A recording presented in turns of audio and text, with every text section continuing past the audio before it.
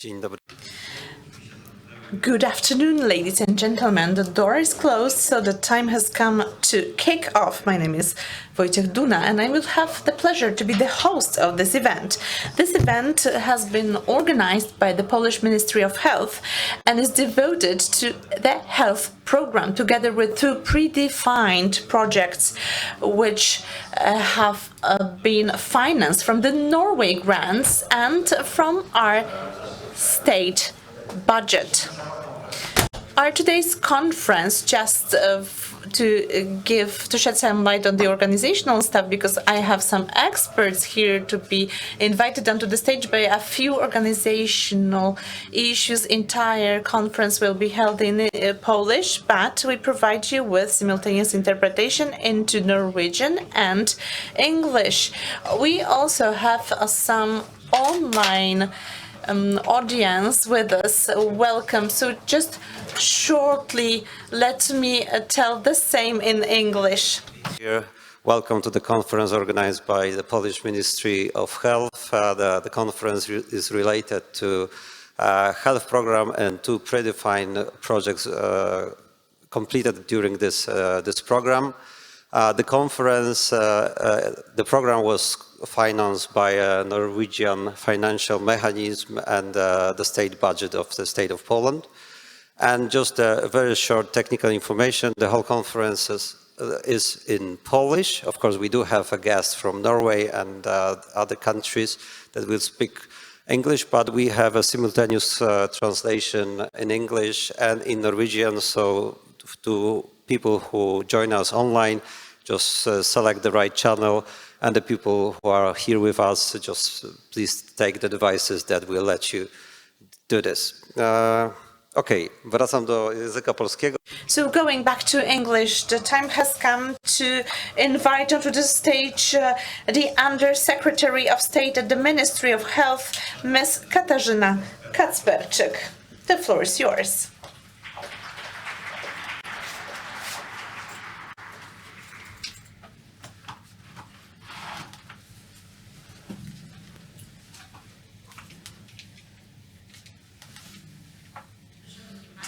Ladies and gentlemen, dear guests, I'm so happy to join this very important and unique day for all of us, the founders, the beneficiaries, and all participants. I'm glad that we have reached the stage when we can wrap up some concrete projects and some concrete initiatives that have been implemented and which are still being implemented.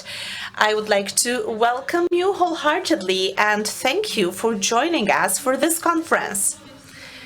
Together, we can wrap up the health program, which was financed from the Norway grants and from the Norwegian Financial Mechanism, as well as from the state budget. The Ministry of Health is the operator of the program. We are this operator for the third time, in fact. That's why we are experienced and we have some good practices that can be used in the following editions. Something which makes us particularly proud, we managed to complete many different projects which touch upon this important area, which is health. Which makes us even happier. We had over 150 projects. That means that this numbers speaks for itself. And it's really astonishing. All these projects were to reduce inequalities in the area of public health from the Polish perspective, but also from the local perspective, which makes us really happy, because that means that together with our initiatives, we have reached and we have been really close to all beneficiaries and to local partners, to patients, and to all people who could benefit from our programs. So, in fact, that makes us really happy, this local dimension of the program. What's more, the health program financed from the Norwegian fund and from the state budget, it was concerned with the issues related to health, which are important for the health policy in its national dimension. So, because we are tackling important issues like the aging population and some pregnancy-related issues. That's why we wanted to tackle these very important topics that makes this program even more important in this context, and that makes this project really influential because it affects all these challenging areas in depth. The current edition of the health program has had one important objective: to reduce inequalities in the realm of health.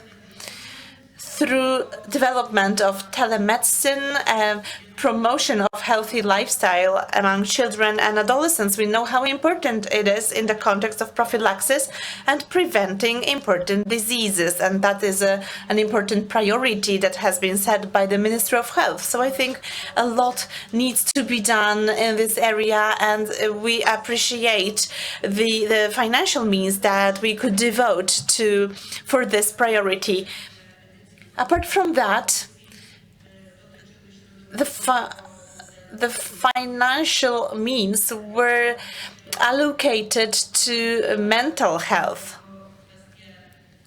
As you know, after the pandemic, all mental health issues in seniors, but also in children and youth, it's a very important challenge here in Poland, but also for other European countries and globally.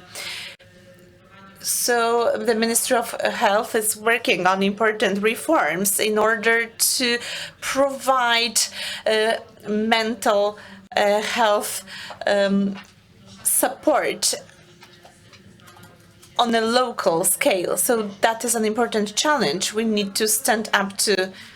We have also finalized 2 predefined projects regarding telemedicine and health as general, and 10 pilot projects which were selected in the contest that was announced for regional and national hospitals. The objective of these projects were to test some selected solutions which have been worked out in the area of telemedicine and e-health. I will allow myself, although maybe I should start from this, but as we say, last but not least, I would like to extend my gratitude to the Embassy of Norway, because we have a representative of the Embassy of Norway, Alexandra Wacko, legal counsel. Thank you very much for this great collaboration, for all the support we've received, and because the financials are important, of course, but these projects and their completion wouldn't be possible if it hadn't been for a great collaboration with the embassy. And we've been discussing all that just before this meeting, and all that is inscribed in the general framework of partnership between Poland and Norway, which is yet another positive result and benefit of such projects which are being pursued. Let me thank to all people, all partners who decided to join us today, the representatives of the Norway Grants Program, Janice Strandrud, I'm sorry to misspell your name, and Pernille Venner Deli, I'm sorry, I'm thank you very much for your effort. I would also like to thank for your support in the completion of this project, the national contact point, which is the Ministry of Fund and Regional Policy, as well as to all representatives of our donors, the office in Brussels, the list of sponsors of this program is a long one, but first and foremost, I would like to say a big thank you to all beneficiaries, all entities which implemented all these programs, because of course we set some general framework, but it needs to be stressed that this program wouldn't be completed without all of you. So thank you once again for your support, for your effort, and for everything you did for your comprehension for the objectives of this project. And I hope that this has laid great foundations for further collaboration with regard to health, but in general, health protection for the future. So I hope that we will perceive next editions of the same program, the fourth edition of Medical Fund, and together we will make it possible to work out fantastic projects which will be beneficial for people in need. Once again, thank you very much. And I wish you a fruitful conference, great debate, networking. Of course, I'm there for you here or at the Ministry of Health. You can reach out for consultations and private meetings with myself and with entire team, which specializes in Norway funds implementation. So thank you very much, and once again, have a great conference. Dziękujemy pani minister. Pani minister. Thank you very much, dear Minister Aleksandra Wacko, the Council in Norway grants and the Embassy of Norway here in Warsaw. Welcome onto the stage.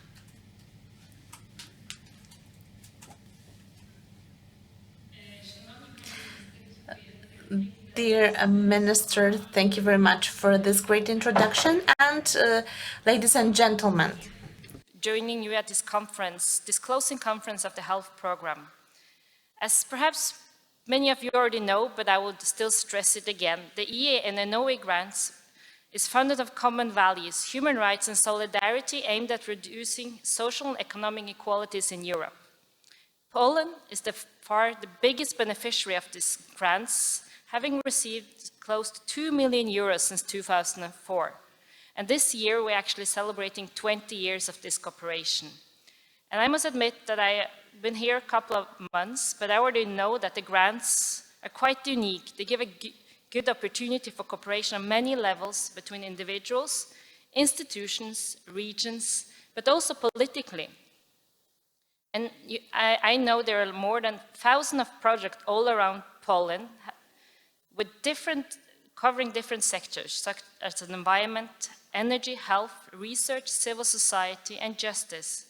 And each of the projects have been and are important building blocks in forging Norwegian-Polish relations, partnerships, and friendships. And now, allow me to move to today's topic, health. Public health challenges are common in every country in the world. And there is, as you also know, there's no quick fix to them. They cut across sectors of any local, regional, national policy. Investing in health, international cooperation, and innovation can be seen as a good attempt in reducing public health challenges and social inequalities.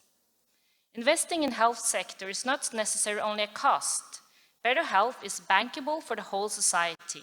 And the cooperation between Norway and Poland within the health sector serves an important illustration of this. And through the health program, you have been diving into common challenges such as low birth rates, aging population, and mental illness, not to mention a limited capacity in the health sector to address these challenges. And this requires exploring and implementing innovative approaches, like we have seen, among others, in the e-health and telemedicine projects. But as already said by the minister, the grants, it's not only about financial contribution, it's also about people fostering enduring partnerships to build capacity. And it's also about transfer of knowledge and exchange of best practices between Norway and Poland, enriching the health sectors in both our countries with the aim of creating a robust health sector. I'm happy to see that Polish and Norwegian partners have been working closely together in many aspects within the health system, and I hope your findings will be beneficial to both our countries. And I also hope that the EA Norway Grants initiative will help raise the awareness regarding public health and encourage initiatives to ensure more and even social distribution of the factors affecting health. And especially pleased that the grants have contributed in shaping habits and healthy lifestyles among young people, the parents and the teachers.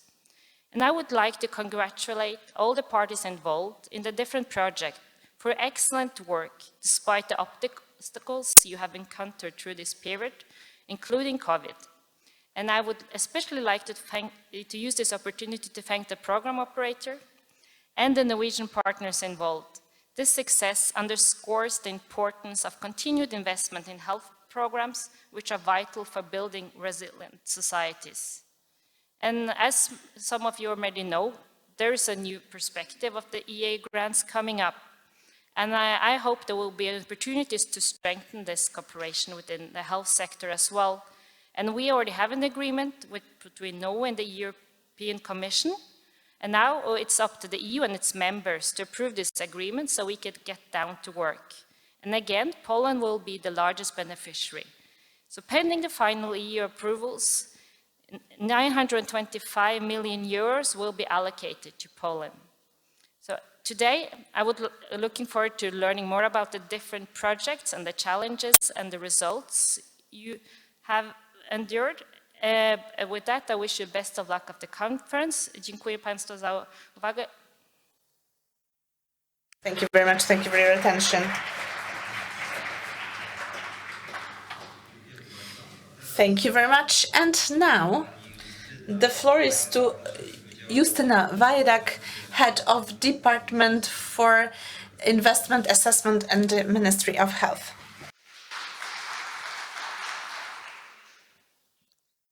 Dzień dobry Państwu. Hello, ladies and gentlemen. I'm here and on behalf of Małgorzata Majewska, Deputy Director of my department. On her behalf, let me talk to you about the Zdrowia health program. Well, above all, let me tell you in the first place that we are honored to partake in this wonderful event alongside you, ladies and gentlemen, organized by the operator and the beneficiaries of the predefined projects. Like already said, in the area of public health, there is a number of challenges, and definitely the exchange of experience between Poland and Norway contributes to strengthening the area of public health, as well as diminishing the inequalities in the area of health. In detail, you will learn more from representatives of individual projects, both pilot programs and predefined. Me, on the other hand, I will tell you more about the entire health program. Let's see the presentation. Can we screen it?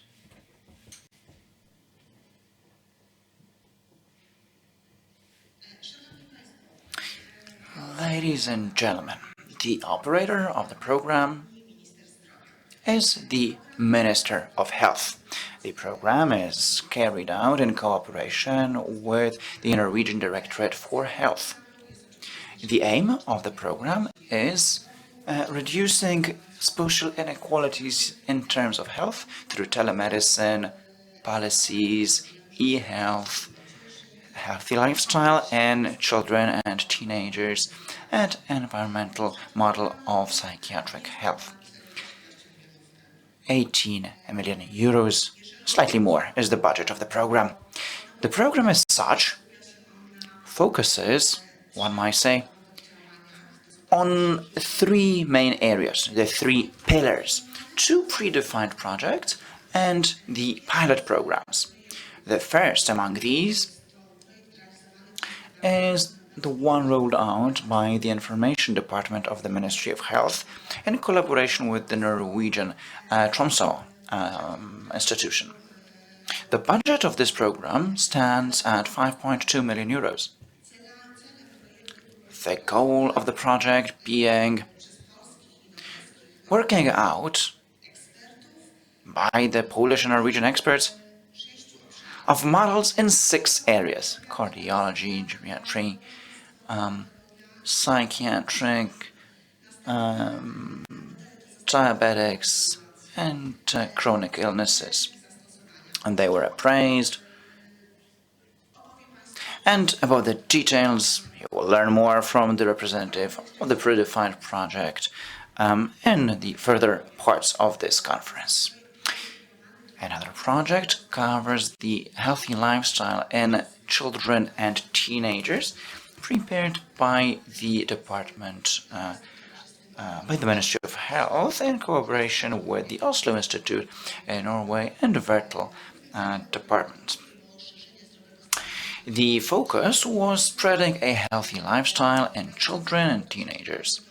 The implementation of this project contributed to an increase in awareness about healthy lifestyle and support for children and teenagers with mental issues. In Poland, a very wide range of action was taken. Again, a representative of the predefined project will talk to you about the details. Based on the first project that we mentioned in the very beginning, that is, the one about e-health and telemedicine, models were worked out, which were the basis for a contest to choose pilot programs. The promoters of these could be institutes and hospitals, and the goal was really to test the models worked out in the predefined project. The budget stood at around 6 million euros.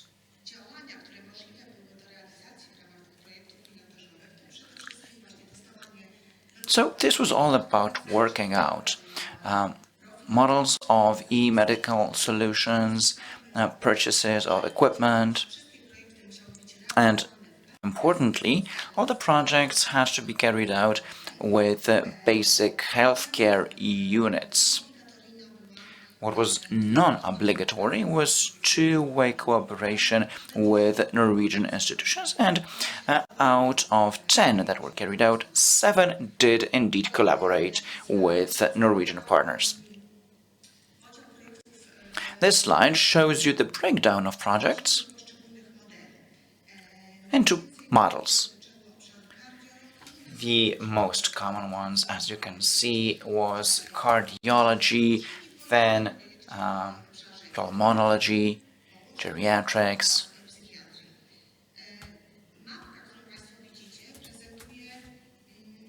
The map that you can see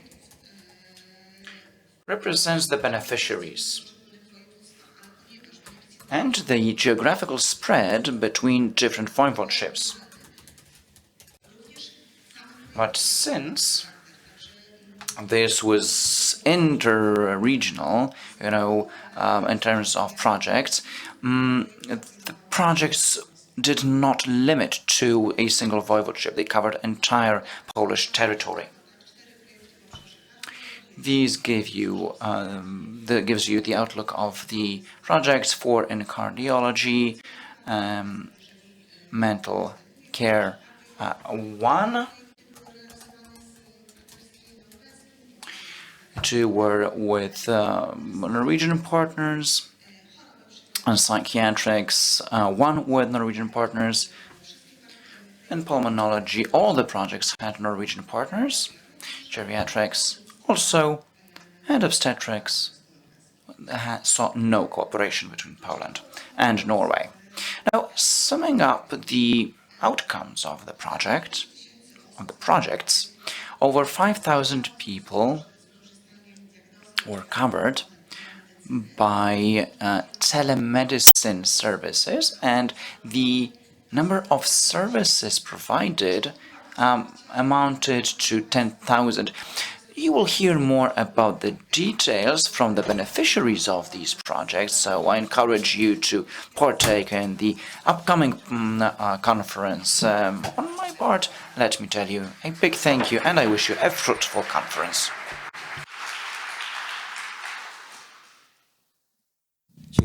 Dziękuję pani naczelnik.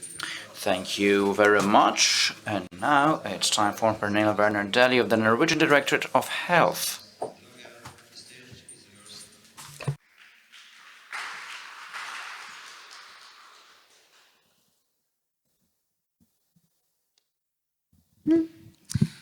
Dear distinguished guests, representatives from the Polish Ministry of Health, the Norwegian Ministry of Foreign Affairs, national focal points, project promoters, project partners, and all other guests that are here today. I am very pleased to be here at the conference summing up the health program under the Norway grants in Poland. My name is Pernille Deli, and I work in the Department for International Cooperation at the Norwegian Directorate of Health, and have been responsible for the bilateral cooperation with Poland in this program, in this period. I would like to thank the organizer, our colleagues in the Polish Ministry of Health, for the invitation and for giving us the opportunity to present some of our activities as donor program partner within this program. I think I should start by saying a few words about what a donor program partner, or a DPP, is. A DPP is a Norwegian or donor state public institution that participates in developing national programs under the EEA and Norway grants. The DPP is also expected to contribute with knowledge and experience in the implementation of these programs. We have as DPP a special interest and mandate in trying to facilitate bilateral cooperation by identifying relevant Norwegian partner organizations based on information and requests from partners in Poland. We have also tried to be active with suggestions on how to use the Bilateral Relations Fund. It has also been a clear expectation from the FMO that the DPP should carry out communication activities communicating about the EEA and Norway grants in Norway.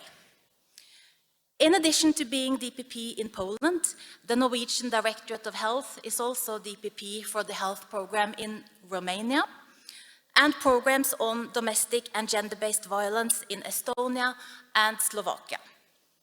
From January this year, as a consequence of a reorganization of the Norwegian Central Health Administration, we are also DPP for the health programs in the Czech Republic, Slovakia, and Estonia. I will now focus on 3 areas where we have been active as DPP in this program period. As mentioned, high-quality bilateral project partnerships has been a high priority for us. And we have tried to identify, mobilize, and encourage Norwegian potential and active project partners. We are very pleased with and proud of the partners in the predefined projects. We know that the Norwegian partners, the Center for E-Health Research, the Norwegian Cancer Society, and Verdal Municipality have all been very committed to their respective projects, and they have done their utmost to be constructive partners. We are also very pleased that the projects report that they have had benefits also on the Norwegian side. Some months ago, we distributed a survey among all Norwegian project partners in the health program in this period. The purpose was to map their experiences, the positive experiences as well as the more challenging parts. The survey showed that 93% of the respondents would want to be project partners in an EEA or Norway grants project again. And this is a number that we, of course, were very happy to see. 73% said that they experienced to have learned a lot from the cooperation. 85% said that Norwegian input and expertise had been requested and taken into the activities. 86% said that there were indeed challenges in this project period, and of these, the COVID pandemic was mentioned as one of the most prominent. Several of the project partners said they would like more information about the public system and culture in the recipient countries. And this is something that we as DPP will try to work more on and accommodate in the future.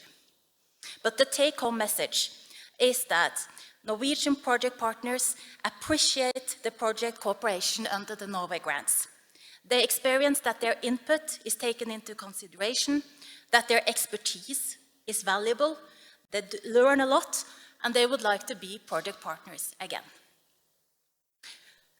The second area I would like to emphasize is the EEA and Norway Grants Network for Children and Adolescent Health. This is an innovation in this program period.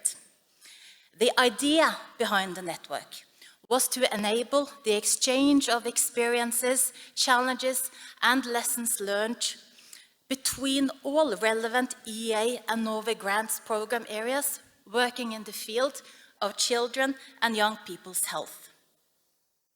The network also represents an extra opportunity for stakeholders from beneficiary and donor states to meet and develop new cross-country partnerships. In our opinion, the benefits of learning from each other's program experience and building capacity together will contribute to a more sustainable cross-country cooperation. We are very happy to have been able to contribute as DPP to 3 network meetings, with the 4th one to be organized in Lithuania in late May, and the 5th one to be organized in Poland this fall. The topic of the first meeting in Oslo was prevention in primary healthcare. The topic of the second meeting in Prague was prevention in the field of child and adolescent mental health. The topic of the third meeting in Bucharest was a healthy lifestyle of children and youth. We are also very lucky to have been supported by the network EuroHealthNet, which have served as rapporteurs from the meetings, as well as in all networks meetings, giving presentations on the main EU initiatives in the fields that we have been discussing. For us as DPP, it has been a privilege to be able to support the countries in the organizations of the network meetings. The last area I wanted to highlight today is our work on communication in Norway.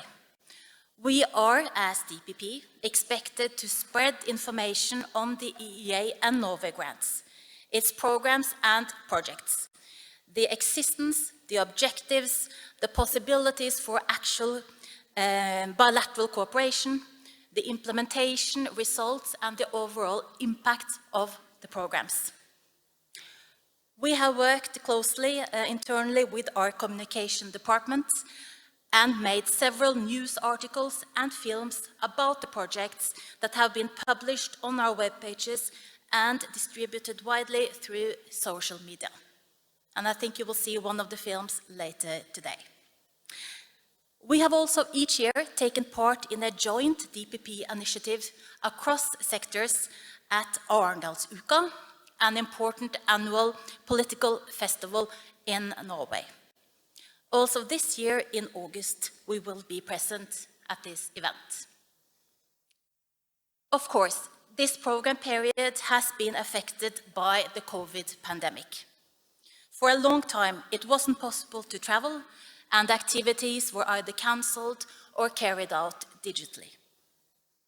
This is, in fact, our first trip to Poland as DPP since before the pandemic.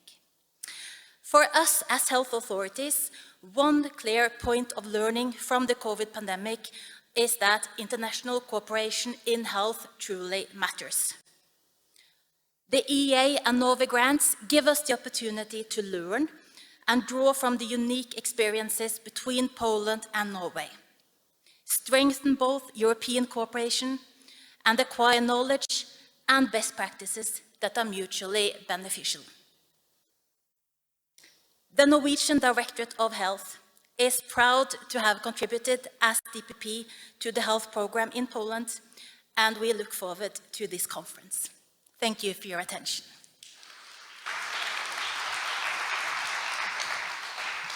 Thank you very much. Na tym kończymy sesję. Well, this is the end of the opening session. Listening to the session and looking at the hall, I can openly say that health is a woman. Dobrze, teraz przechodzimy do And now, moving towards the second module at this conference, we're going to hear about results of the projects implemented with regard to reducing of social inequalities in health. The first speaker will be Julia Zaremba-Szczudlik, representing Mother and Child Institute in Warsaw, and she will have her presentation on obstetrics model.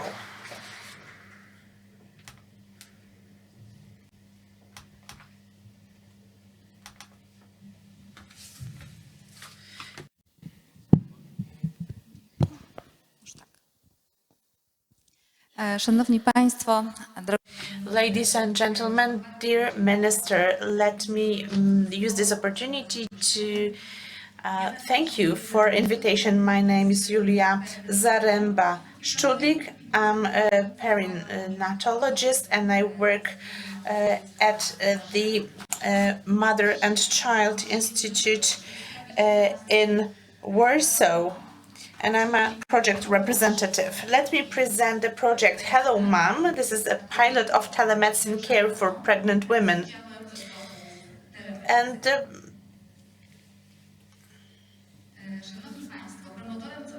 the promoter of entire project was the Institute of Mother and Child in Warsaw. We were the supervisor of the project, and it was my pleasure to be the medical coordinator of this project. Our partner was Transition Technology Science, and our medical partners were Mother and a Child Health Center in Siedlce, Dąbrówka Health Clinic in Minsk Mazowiecki, Health Clinic in Dębe Wielkie, Health Clinic in Łuków and Sterdyń, and Medical Center in Józefosław. We have developed and implemented an app called Virtual Pregnant Woman Court, providing access to data and information for future mothers and medical staff, including specialists supervising the course of care. Our application collected data on all medical tests being made and other results of consultations with doctors and midwives and obstetricians, as well as comprehensive laboratory data that was collected through in the period of pregnancy, as well as ultrasonographic test results. So our application included a very user-friendly care schedule, and this is something I would like to draw your attention to. That was the interface seen by a patient with a detailed plan and all visits scheduled. There were 9 visits scheduled, including 6 on-site visits and 3 telemedics visits and consultations. We, as the medical staff, we had different tasks to be performed. So there were some tasks performed by the staff on site, and we have also some telemedical coordinators who provided their services separately. So the access to application was different. Here you can see the access and the interface for the medical staff with all details from service which were filled in just before visits at given stages of pregnancy. The application included alerts which were designed for patients and doctors if any medical treatment would be required. There was, for example, an alert informing about irregularities in glycemic measurements, and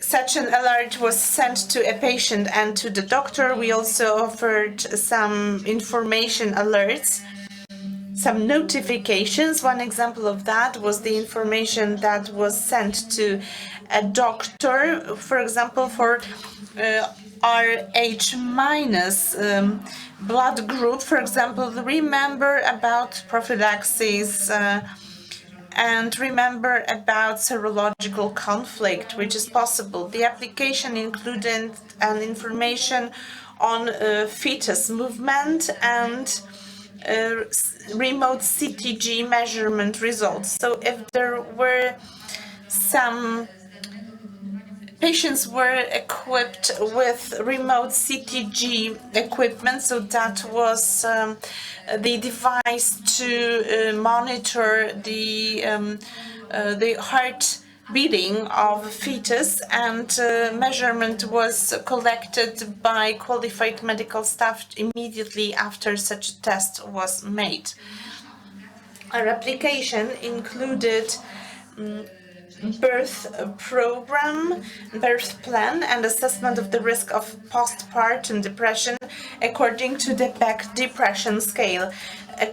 Additionally, there was also a program about third level referral centers, if there is such a need potentially.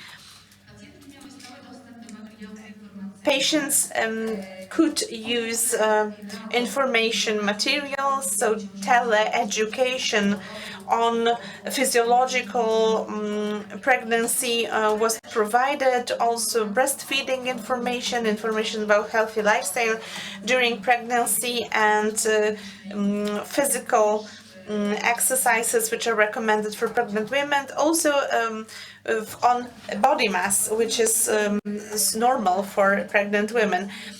Tele-education was provided by our midwives, and if needed, teleconsultations with specialists were provided as well. We, as coordinator at the Institute of Mother and Child, once a week we made a weekly review of an entire medical base, and all new entries were analyzed and controlled by all of us. We could recommend and instruct pregnant women. So if there was any urgent situation, patients were invited to our medical center for an on-site visit at a doctor. And here you can see a discussion, because at the end of every visit there was one part devoted to description of the medical condition, when all crucial informations were provided and were uploaded to the system. For example, there were different parameters which were indicated. For example, the diabetes during pregnancy could be recorded and approved. Such an entry could be approved by the patients. So we offered over 1,300 teleconsultations and visits provided. We provided service to 322 patients, and patients were generally satisfied with such a level of service. We confirmed that our product in fact, is a good tool facilitating patients' access to pregnancy management visits, and offers equal access opportunities for less mobile patients from distant places. Additionally, let me stress that we showed that not all visits, on-site visits, need to be physical and on-site visits. Also, only such visits which required microbiological examination, sampling, or physical examination or ultrasound. Some visits could take the form of telemedicine consultations. So it was also possible for a patient to be in constant contact with medical staff, which increased their level of security and confidence during pregnancy. And also thanks to constant contact among midwives and medical staff, especially for third-party referral patients. Such pregnant women could feel safer as well. If there was a need, patients could have a quick access to relevant information and to support from the institute. The application was a very handy tool, and thanks to this tool we could transfer knowledge and our experience when it comes to our medical experience in particular. And at the end of the day, let me say that our product is dedicated first and foremost to manage high-risk pregnancies, patients suffering from obesity, from regions and towns and municipalities which are located far from perinatal clinics. And I would like to stress the role of a midwife during pregnancy management, because in our country it is not popular, but our project has proven that the patient in a physiological pregnancy and in high-risk pregnancy with relevant level of supervision can live through her pregnancy and have the final, the successful birth at the end of such management. Thank you very much.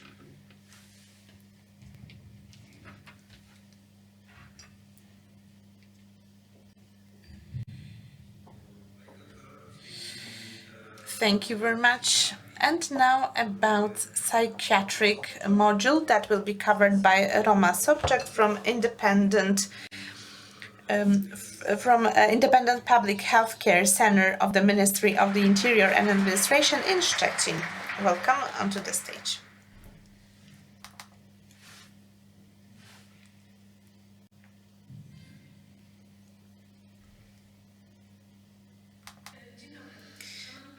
Good afternoon, my name is Roma Sobczak. As it's been said by the moderator, I represent Independent Public Healthcare Center of the Ministry of the Interior and Administration in Szczecin, a beautiful city. As the only such entity in Poland, we stood up to this challenge to test the telemedicine model in the field of psychiatry. So the leader of the project was our medical unit, as a unit which was experienced in psychiatry and in mental health. We had two partners. That was the medical center Arnika in Stare Babice and Staszów Family Clinic. We partnered with Association e-Poland, promoting safe telemedicine systems for healthcare, and our foreign partners, that was VCS, our foreign partner from Norway and Tromsø, who supported us with their great experience in medical services and in healthcare. So let me use this opportunity to thank to all our partners for their effort and engagement, and for the subject matter experience, for their expertise, and because thanks to them we've been able to complete the project. So the objective of this project was to increase the prophylaxis in mental health, thanks to the approach which was patient-focused, and thanks to engagement of medical services at different level, which was to help to psychiatric patients, suffering from anxiety. So we used video consultations, and thanks to that we were able to cover patients who were excluded for various reasons. For example, living in remote spaces, or people who were afraid, or who did not feel comfortable with they were not who were not psychiatric patients before. So the system was managed by browser, which could be installed on different devices. It was compatible with tablets, mobile phones, smartphones. This telemedicine platform allowed the patients to communicate with the primary care physician, psychiatrists, and psychologists by means of audiovisual means. It was compliant with ISO norm, and all connections were encrypted thanks to safe technical solutions, which is very important, especially for psychiatric services, because thanks to that, patients could feel safe because they could be confident that entire conversation will be kept in secret and there will be no leakage. So all people who qualified for such a psychiatric support because of risk of developing depression, they were accepted for the project. Then we applied to the Ministry of Health to extend the group of patients. So people suffering from excessive stress or with some depressive irregularities and youth was also accepted and covered by the project. We wanted to make it evident that it is justified to allow all these and to enroll all these patients for the program, because after COVID-19, when the social relationships were limited, and because contact was so limited, many people, especially young people, developed such symptoms. So we are very happy that that was possible at all. In order to reach a broad group of patients, including 60+ patients and school children, and also in order to promote Norway grants and the Ministry of Health, there were many activities taking place in terms of prophylaxis. So leaflets were distributed, some meetings were organized at schools, at local centers, and we also delivered some webinars and lectures. So all activities attracted broad, vast audience, and we also had great coverage in the media and on Facebook and on the website of the hospital under a special tab which was dedicated to the program, and also on the websites of our project. So all people who were interested in the topic could use one of our leaflets on psychiatric problems and on mental health problems. So how some normal life events can affect the mental health of a person, and how stressful situations affect our general condition. For example, overstimulation, overburden, or unhealthy diet, and how it can lead to depression and to health issues. So I strongly encourage you to all these materials.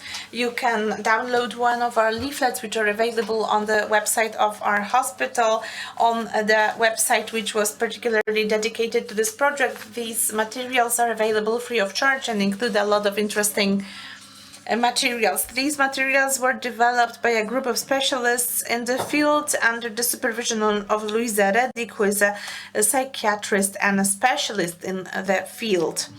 Apart from the fact that recruitment took only 5 months, we recruited over 5,000 people, and mainly male, which came as a surprise because by now these were mostly women who used such services. We can see some generational change that is visible in the medical services field.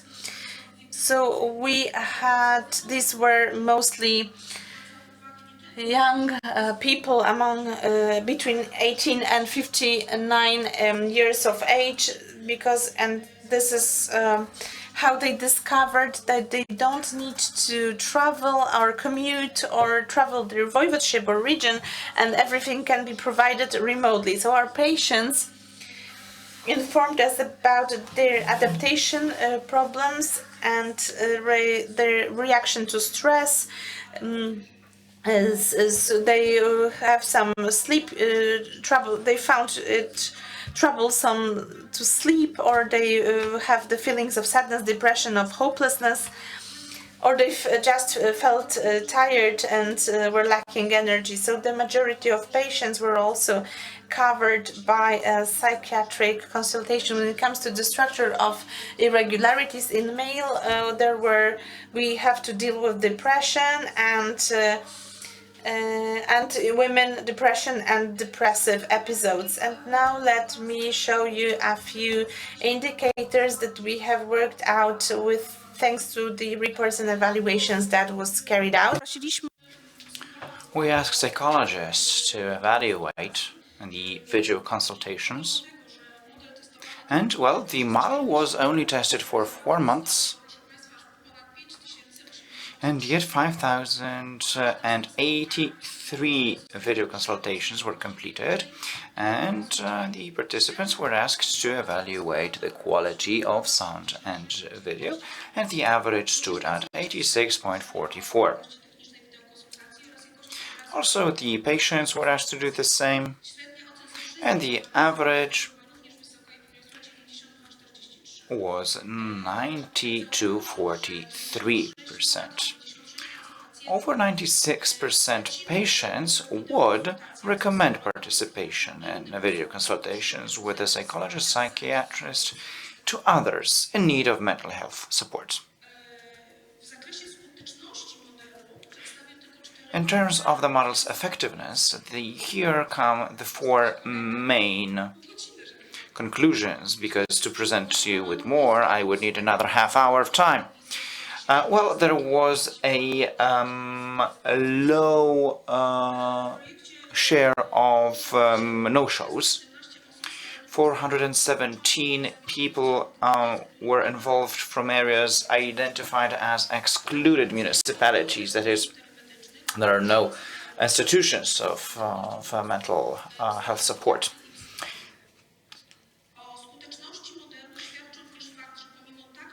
Well, the model's effectiveness is proven by the fact that symptoms of depression were noted in spite of the short duration of the program, and the reduction was of between 38 and 46%, and this was based on PHQ-9 assessment. Or 84% of patients who partook said that their mental health improved. Now, let me give you one more conclusion in terms of recommendations from the testing model.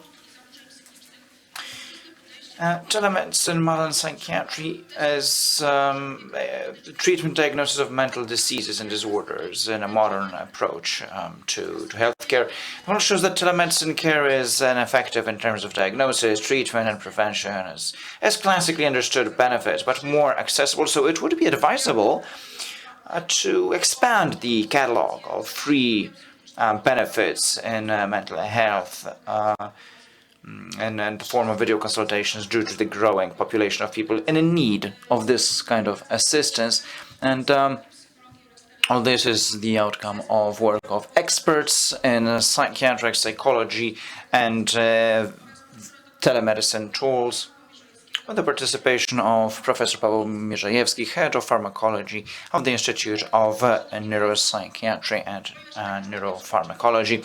Ladies and gentlemen, I suppose I'm beyond my slot, and I can't take your questions at this point. But if you wish to ask any, then I encourage you to approach me during the breaks. Thank you. Ja generalnie mam...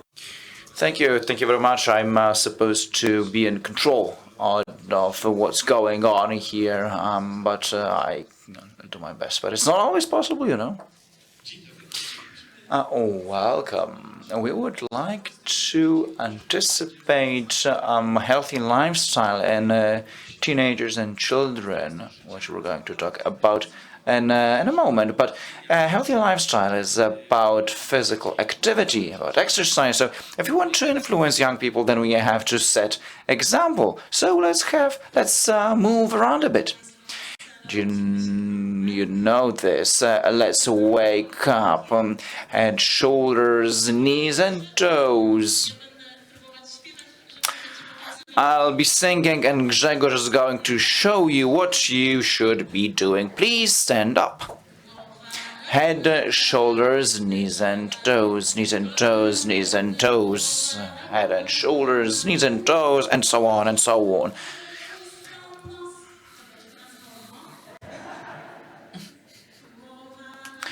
Head, shoulders, knees and toes.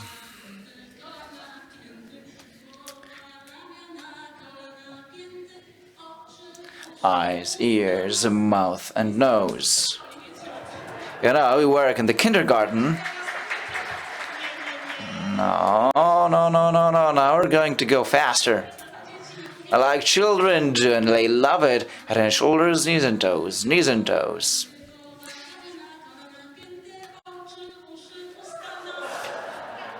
Bravo!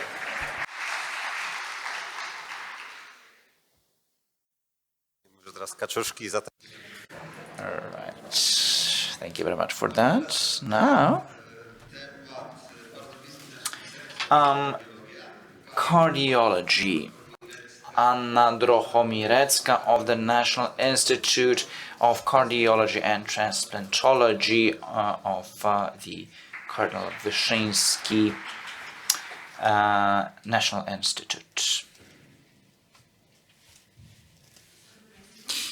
Good afternoon, ladies and gentlemen. This project was quite a challenge, but apparently after this kind of exercise, presenting is challenging. I don't want to demonstrate my exhaustion and... Yeah, let's have that presentation. Nazwaliśmy poprawa dostępu do usług opieki zdrowotnej w zakresie telemedycyny. Improvement of access to healthcare in the form of telemedicine and e-health and cardiology. Akurat my możemy zaprezentować nasze doświadczenia, natomiast na koniec wspomnę również I'll talk to you about all the units that were active on this project that we worked with and we're going to continue collaborating with. Right, I'm a bit lost, sorry about this. Oh, here we go. Like it's already been said, the models were predefined, which means that the method of implementation of this project was, so to say, imposed. The model was defined by medical experts, and we were supposed to implement the models with certain modifications in our conditions, but these modifications were subtle. And the assumption was we had to work with basic healthcare units, so we worked with Łomża Medical Center and the Baltimore Clinic in Gdansk, and Siedlce Diagnostic Center, 11 units of basic healthcare altogether. Many thanks to our POZ basic healthcare partners. It's thanks to them that we delivered on this project at the end of the day. Also, our partner was the Society of Heart Transplants. This was the so-called patient organization partner that advised us on the patient perspective. The project was predefined, so the monitoring format was imposed. It was 3-month-long monitoring period. The patients were to be monitored in terms of body mass, pulse, etc. And we were geared towards remote consultations. We created 2 pathways. One that was dedicated, this one, dedicated to AOS, headed by the National Institute of Cardiology, and the other for our POC partners. The common denominator was the telemedical platform provided by our tech partner, and monitoring that we carried out with our own resources as the Institute for Cardiology. So we created something in the form of a monitoring center for those in the project. We as the Institute already had some experience in monitoring for people with heart and with heart issues, but this was the first time we had to monitor patients whom we did not know and to whom we had no information in terms of documentation about. So we decided that the platform would be the place where we would communicate with the patients and with other physicians, as well as we would have access to information from other centers as the supervising center. So every consultation, every visit was prepared in terms of a description, how it should be described by the physician, so that when we have alerts in the monitoring, we can access the information about the patient, to know who the patient is, what medication they're on, etc. And to consult medical treatment before we talk to the patient. This is a screenshot of one of the tabs in the platform. It's an example of one of the visits.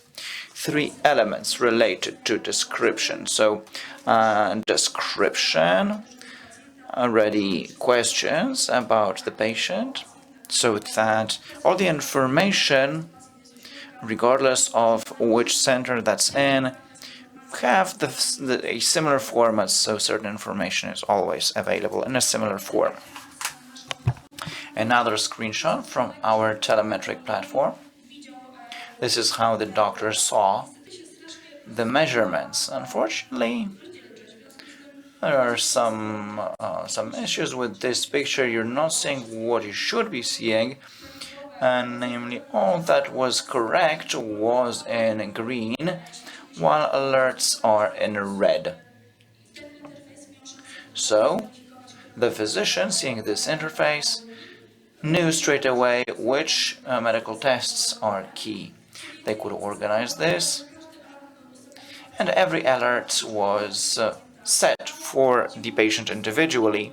So the physician of the patient defined personalized levels of alerts for that patient.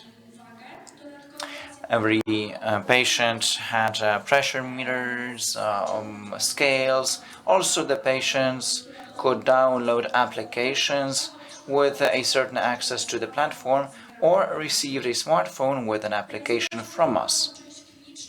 This clinical part of the program started in March 23 and lasted till January 24, and we had 424 participants. As you can see, 1/3 were women. In the case of heart disease, they are fewer than men. It's due to the population structure of patients in treatment and individual centers. Looking at the situation in our partners and the Institute of Cardiology, the situation varies. Our patients are a bit younger because we are a transplantation center, while basic healthcare units have other patients, has a different structure with more elderly patients, and these are dominant in their structure. Going back to the age of the patients in the pilot program, most are over 60 years of age. At the same time, we tend to have even patients over 80. Our eldest patient was 93. This is the group that's generally seen as less open to telemedical and digital solutions, but apparently even this group of patients can deal with it if they're instructed properly. In these 10 months, over 140,000 measurements were carried out by our patients, out of which 30,000 were defined as alarm measurements. Every such alarm measurement had to be verified by the doctor and described with a brief commentary, or we sent a text message to a patient informing them that they should be in touch with their physician. Also information about alarm measurements, red flags coming up, and intervention. Intervention is needed on the part of the physician. We talked on the project team about the benefits, advantages, and disadvantages. I was one of the doctors that both held personal visits, consultations with patients, and the monitoring remotely. And we stressed what required changes, and we talked about benefits. For the patient, well, for the doctor was good is quick reaction to the state of the patient and using parameters to modify therapy fast and safely. We can intensify treatment without the risk of the patient to return for control in 3 months. Now, it allows for keep the patient away from the hospital, the strategy that there's a lot of talk about, and heart disease.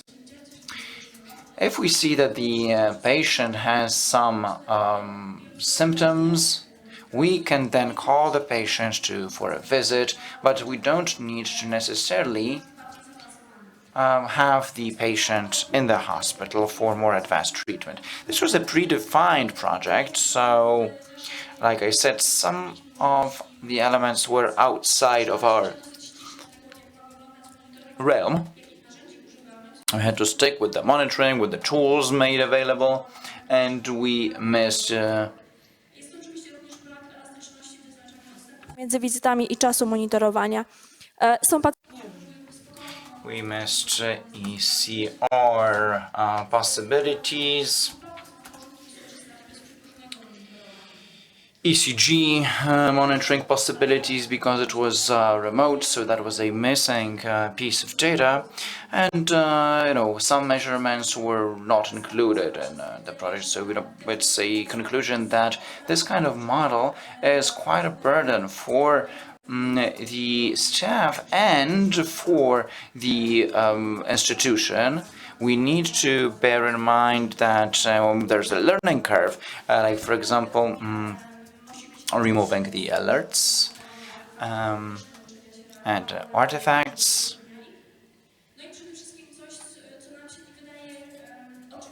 And I think that doesn't seem so obvious.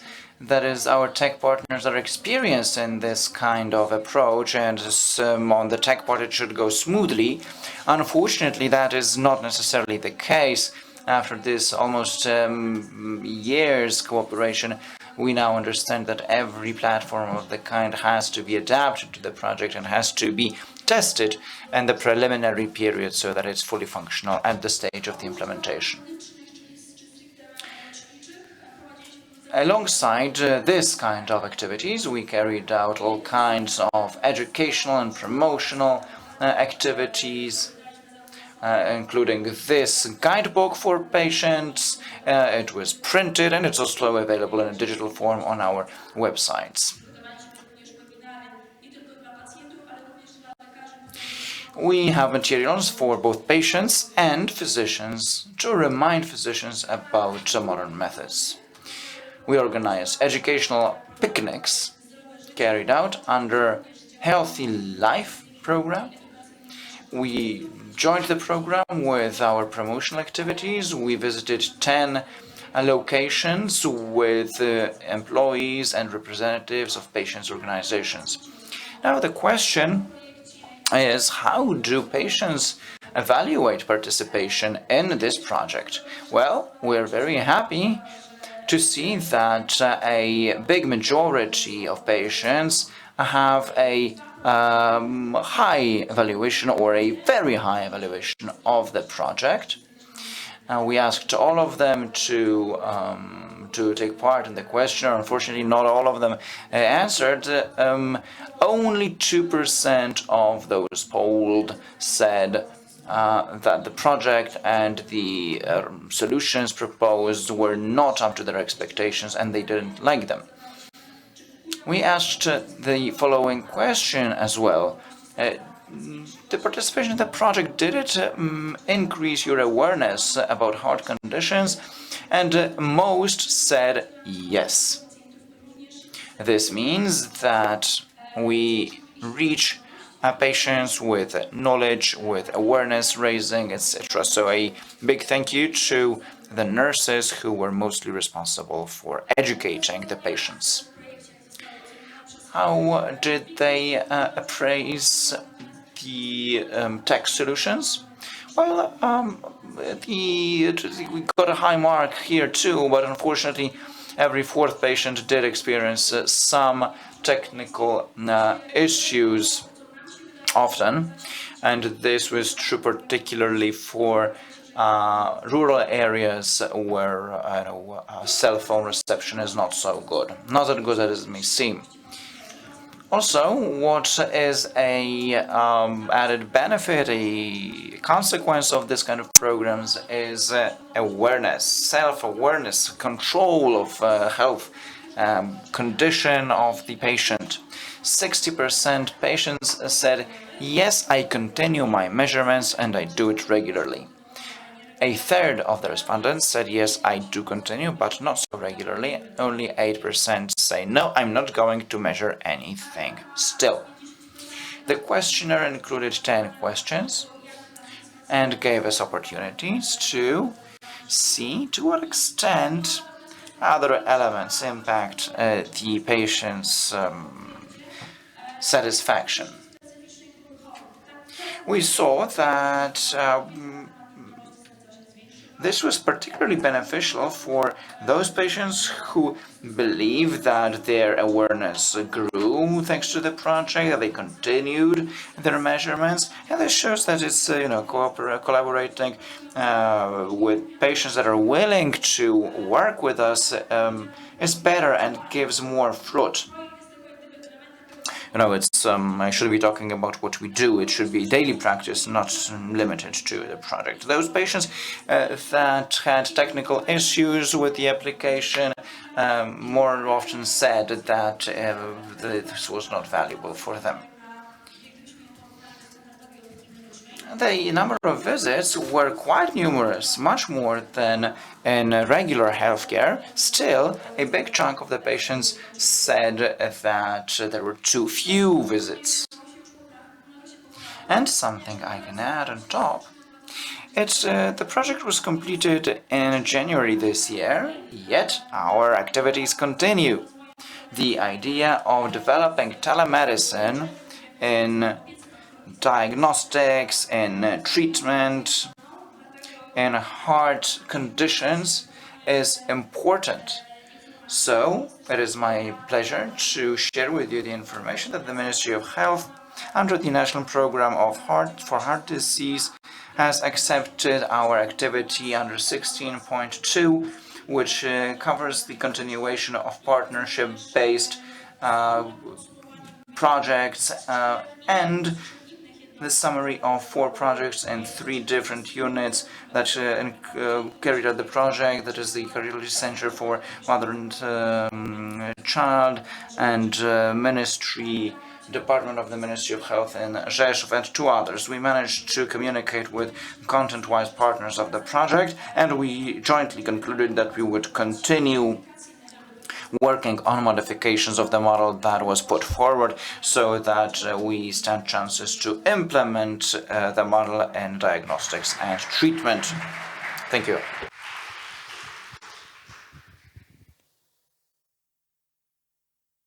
Dziękuję, nie miałem serca.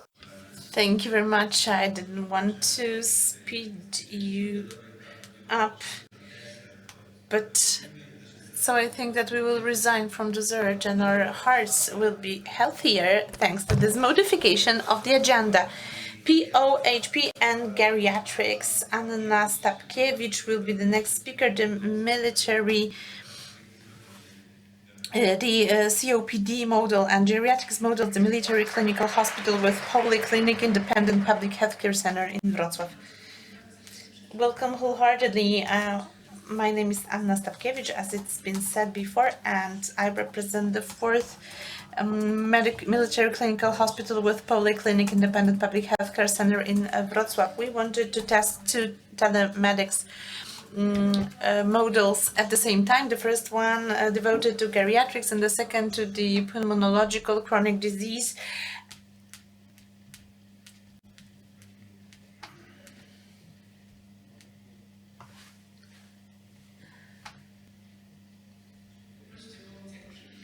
We have some technical glitch. Okay.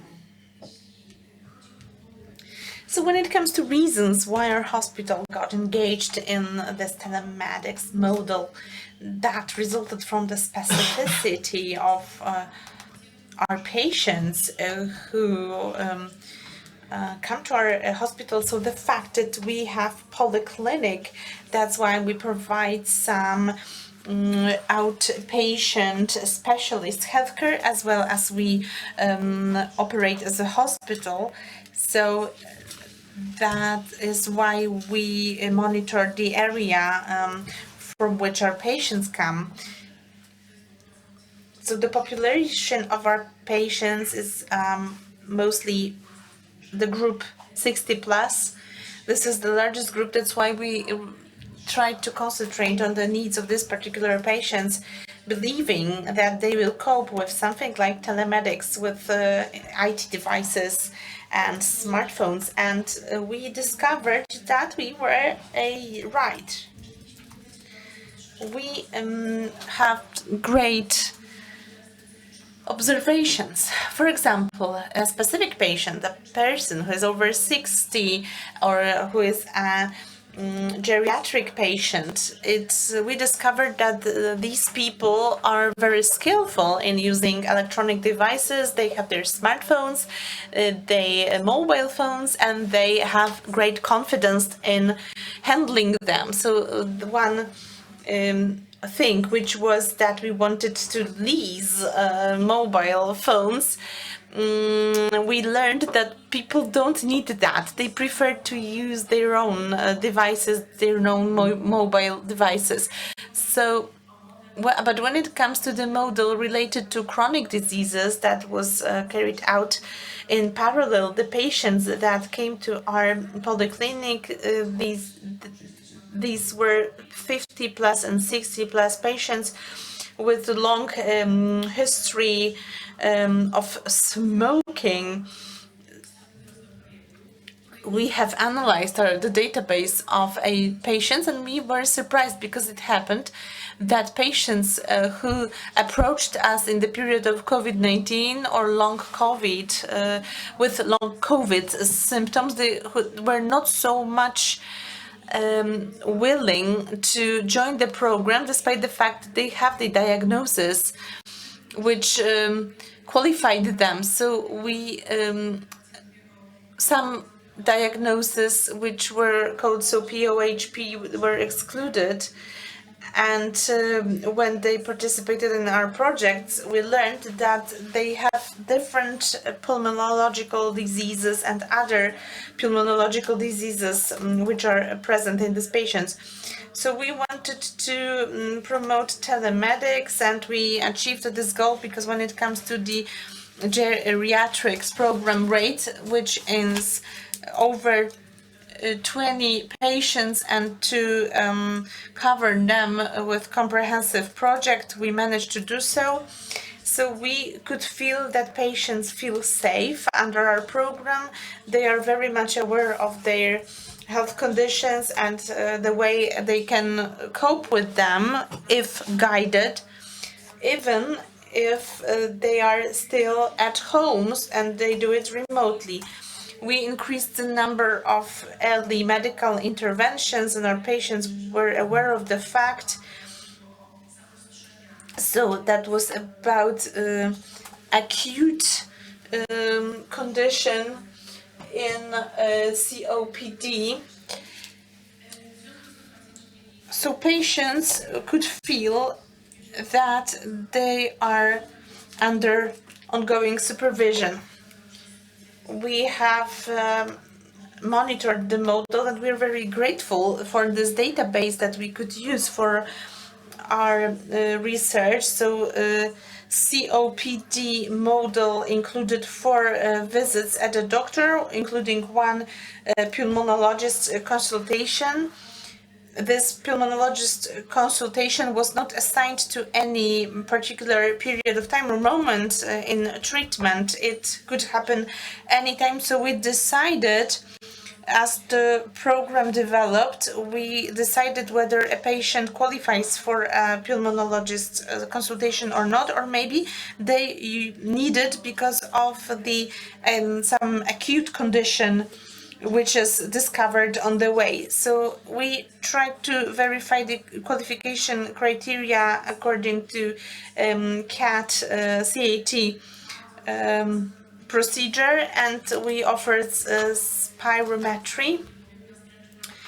That was quite troublesome to have something like that. We had to have multiple calls for proposals, and in order to buy such an equipment and to have this, to make it possible to have such a test to be made remotely. There were 3 visits at general practitioner, and in case of acute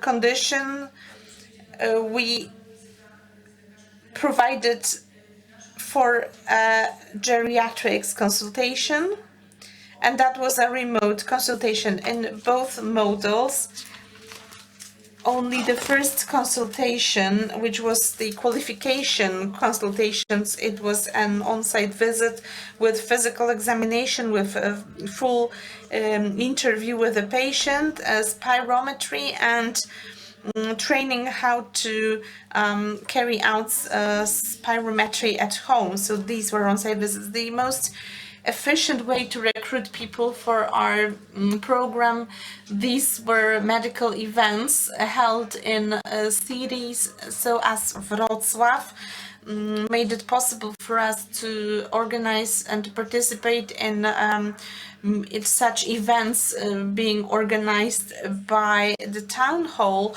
We could be there and we could recruit some concrete groups of patients. We collaborated with centers, senior centers, and this is how we recruited our COPD patients. So we were very efficient in our recruitment proceedings, although that took us only 4 months in case of COPD, and for geriatrics 6 months. Why this recruitment was so fast? Because preparation of telemedical platform to serve specific requirements of our patients, especially geriatric patients. So in order to construct, to develop the platform, to make it easy to be handled and user-friendly, to make it legible and easy to use, we had to collaborate with our tech program, and that was really troublesome. We had many turbulences with our telemedical services provided. They responded to all our recommendations.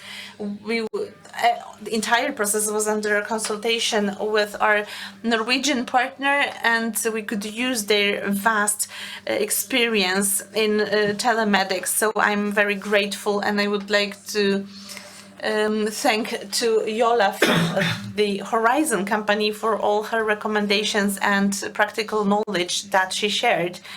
So I think that the fact that we could exchange experience and share expertise, especially during our on-site visits in Norway, that was really informative. It was full of valuable and practical information that we could apply for this project. And we realized on the way that despite the differences between Poland and Norway in terms of telemedics and the reasons why people are excluded from their access to medical services, we realized that these access opportunities should be equal. In Norway, the major obstacle why telemedics is so important is the fact that people live in remote areas far away from medical centers, and that is really difficult to react fast to any health conditions. And in Poland, it appeared that primary medical care doctors are engaged, and the fact that we live very close to medical centers. It's easy to approach a specialist, and via telemedics it is possible to have these medical service provided on time and just when it's needed, and to follow recommendations which issues from such a consultations. When it comes to some concrete steps which were made, we had some organizational challenges when it comes to recruitment of medical staff, but also administrative staff. And our experience is generally based on the fact that telemedical projects should have enough time to be implemented in order to finalize all formal procedures, to have public procurement procedures, to recruit vendors on time, to carry out promotional advertising campaign of such projects. And I think that you were really successful, and I appreciate all this success, because thanks to the fact that we have experts from many fields engaged, that took us really fast to do so. We have many leaflets, many information material, website content, and they are still helpful for our patients, because all that is still active. Due to the specificity of geriatric patients, we had to distribute such information materials also at visits on site. So we just printed everything which was needed. For example, how to use telemedics and remote devices, because seniors they prefer to have something, to get the content as a hard copy, to have a clear instruction what to do step by step. So apart from telemedical manual and the fact that we distributed our content online, we offered hard copies of our recommendations. It was much appreciated by elderly people, and they copied that and shared with their friends and colleagues, which was a great way to distribute our medical content. When it comes to cooperation with partners, something that I'm really grateful for, we included 9 primary healthcare centers to these projects. We did everything in order to train the staff, because our project covered Lower Silesia and Greater Poland as 2 regions of Poland. So, and our primary healthcare centers recruited patients from these 2 regions. And we also had a radio advertising campaign, which was supported with some online activities. There was a radio component and also this visual component. It was possible to be implemented also in other places. For example, we promoted the knowledge in the public transport, in the city buses, in order to reach as many patients as possible in a short time and to help many people. When it comes to accessibility of tools to complete the project for COPD and chronic diseases, the tool that was really helpful to monitor health condition. These were devices for spirometry. We know that the number on the Polish market is quite limited. When it comes to the number of spirometers available on the market, it is very much limited. So there was coincidence that one of provider of spirometers on the Polish market lost its license during our project, which limited our access to this valuable device. And after that, it appeared that the spirometer, when it comes to COPD patients and device used at home, it's not an ideal solution because some patients are unable to perform a check because of their difficult condition or some bad health condition. This test is quite difficult and many patients are not able to do it correctly. So results are not, data is not of high quality. That's why if somebody failed to do it on their own, we send assistants to support elderly people in performing such a test. But of course, it's not the telemedical result we wanted to achieve. That's why we started to think how to make it easier, how to streamline the process. And we decided to use an easier device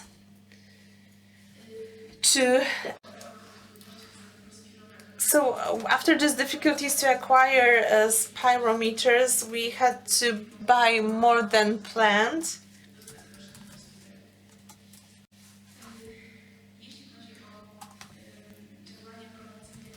When it comes to our promotional campaign and the response and outreach we had, all tools that we constructed for our patients, which were devoted to healthy lifestyle, some breathing exercises for COPD, we had great feedback from the public, and we recommend all these activities for further use. We also collected all this experience, especially if we continue such projects, and I've heard that it will be possible to continue. We should have an online forum to exchange experience. Thanks to commitment of our Norway partner at all stages of projects, we have acquired a lot, and thanks to that, we can be satisfied with the project. When it comes to the telemetrics platform, we wanted to make it as easy to use as possible and as simple as possible. Every module had some special functionality which was adapted to a special function in the project. We also provided some templates from primary healthcare doctors and to make it easier and to make it clear what kind of information is needed and what recommendations should be given after such a visit. When it comes to IT tools, I think that we would need more time to master the tool. We had such a situation that at the same time we were developing telemedicine tool. At the same time we provided training to doctors and to patients, and at the same time we had to recruit new patients in order to use all that. So everything at once. We managed to recruit 246 patients and get them acquainted with the model. When it comes to geriatrics, we have 520 patients involved. As far as recommendations are concerned with regard to what were the benefits and outcomes of the projects for chronic diseases, We concluded that this program and the model proposed was the best form for limited COPD. Because if it's already an advanced stage of COPD, then such a patient is already under specialized close care of a pulmonologist, and the person cannot monitor their state using spirometry at the home because that's too tiresome. So it would be perfect if every POZ, basic healthcare physician could go through this kind of schooling, training to implement this in their group of patients they look after on a daily basis. That would build a trust on the part of patients for the project, because we've seen that patients that partook in healthcare activities or listening to advertisements, so it's much easier to build systematic behavior than in the case of those that worked with their primary healthcare physician, what they worked with on a daily basis. If there was a spirometer in every physician's office, it would be easy to pick patients for this kind of programs. And if everybody could consult them on the phone with pulmonologists, I mean the doctors, then this would be very sensible, and it would, take the burden off pulmonologists. And it would give better care to patients with COPD who are not 100% aware of what they can do about the issue. Now, in terms of the geriatrics program, we applied the 3 scales for the patients filling out questionnaires in the home to see whether they are at risk of sarcopenia and malnourishment. We didn't see malnourishment risk in our program, but the physician that analyzed all the patients on the telemetric platform concluded that the tools are not 100% adapted to the needs of these patients. They're not motivating them so much as they're a way to pass on information about their health state and receive instant feedback about how to deal with the particular situation.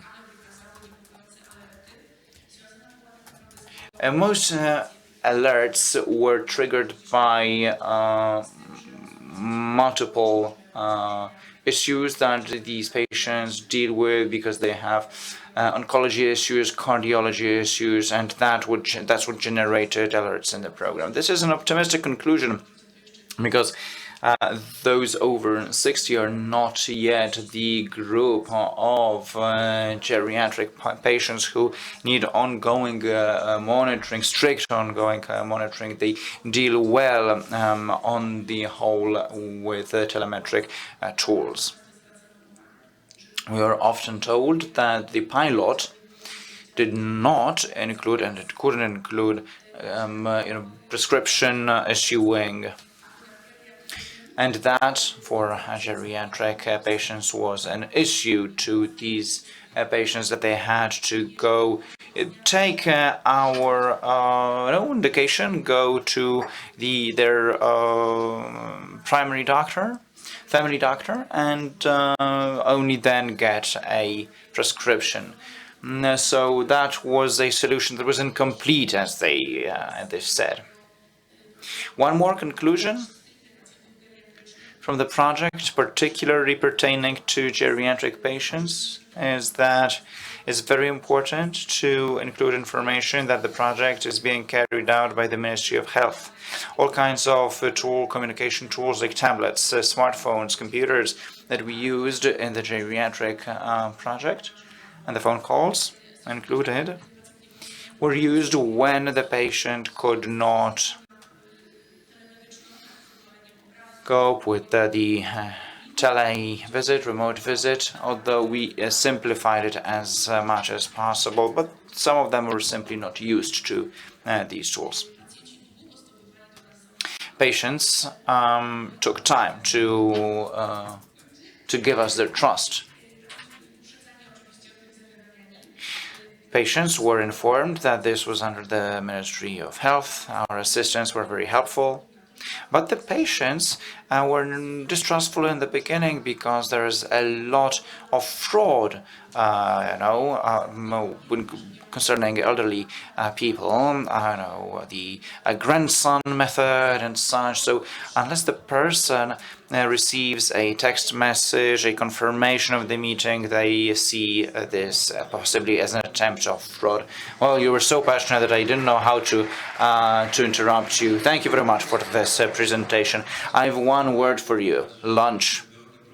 Enjoy, and let's reconvene at 2:30, so we can make up some of the delay. We have 40 minutes for lunch. Thank you. Let's see back here one another in 40 minutes. No dobrze, proszę Państwa, mamy 14. Ladies and gentlemen, we're back to the conference. It's 2:35, so this is the second part of our conference starting now. So this is going to be about tackling social inequalities in health with the use of e-health and telemedicine solutions. The first to speak, Deputy Director and the Department of Innovation and the Ministry of Health, Hubert Życiński. The floor is yours.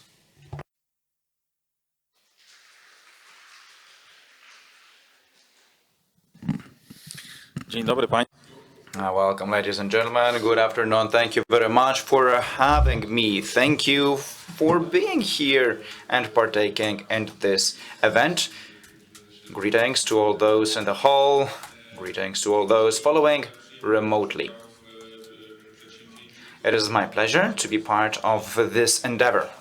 Endeavor being a summary of the work done by us and our partners in the last few years, but in terms of implementation, very intensely in the last year and a half. Let me tell you that this project is an important, significant point on the map of our telemedical activities in public healthcare. Telemedicine is a big project as such. An important one. One that we really build on. That is, precisely speaking, medicine is great as a complement of the classic offer for the patient. And that's how we see telemedicine, that's how we see it positioned, and that's how we want to develop telemedicine. The advantages are obvious. A couple of words about the project. We are in the middle in the square field project with the allocation of 22 million zlotys. Obviously, 80% of that is the Norway grant, and the remaining the treasury of the state. And this is rolled out in the second quarter of 2024. So second quarter 2022, second quarter 2024.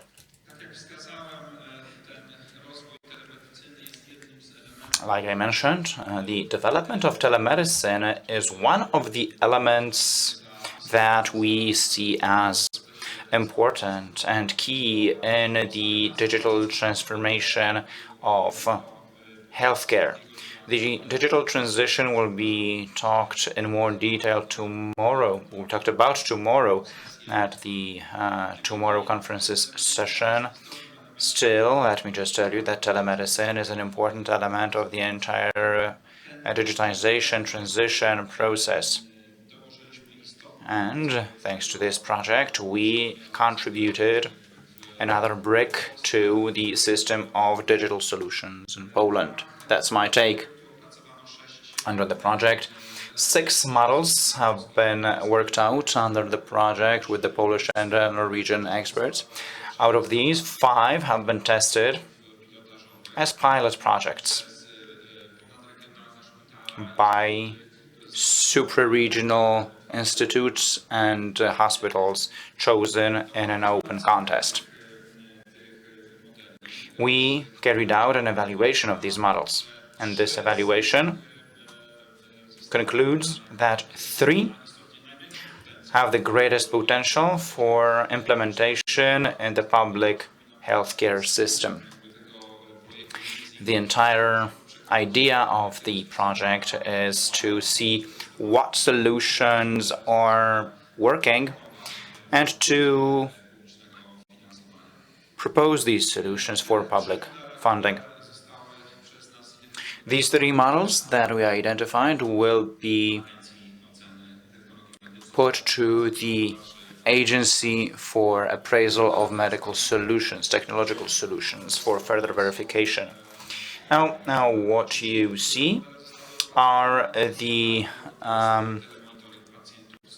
areas where it has been applied for cardiology. It's telemonitoring of patients with heart failure.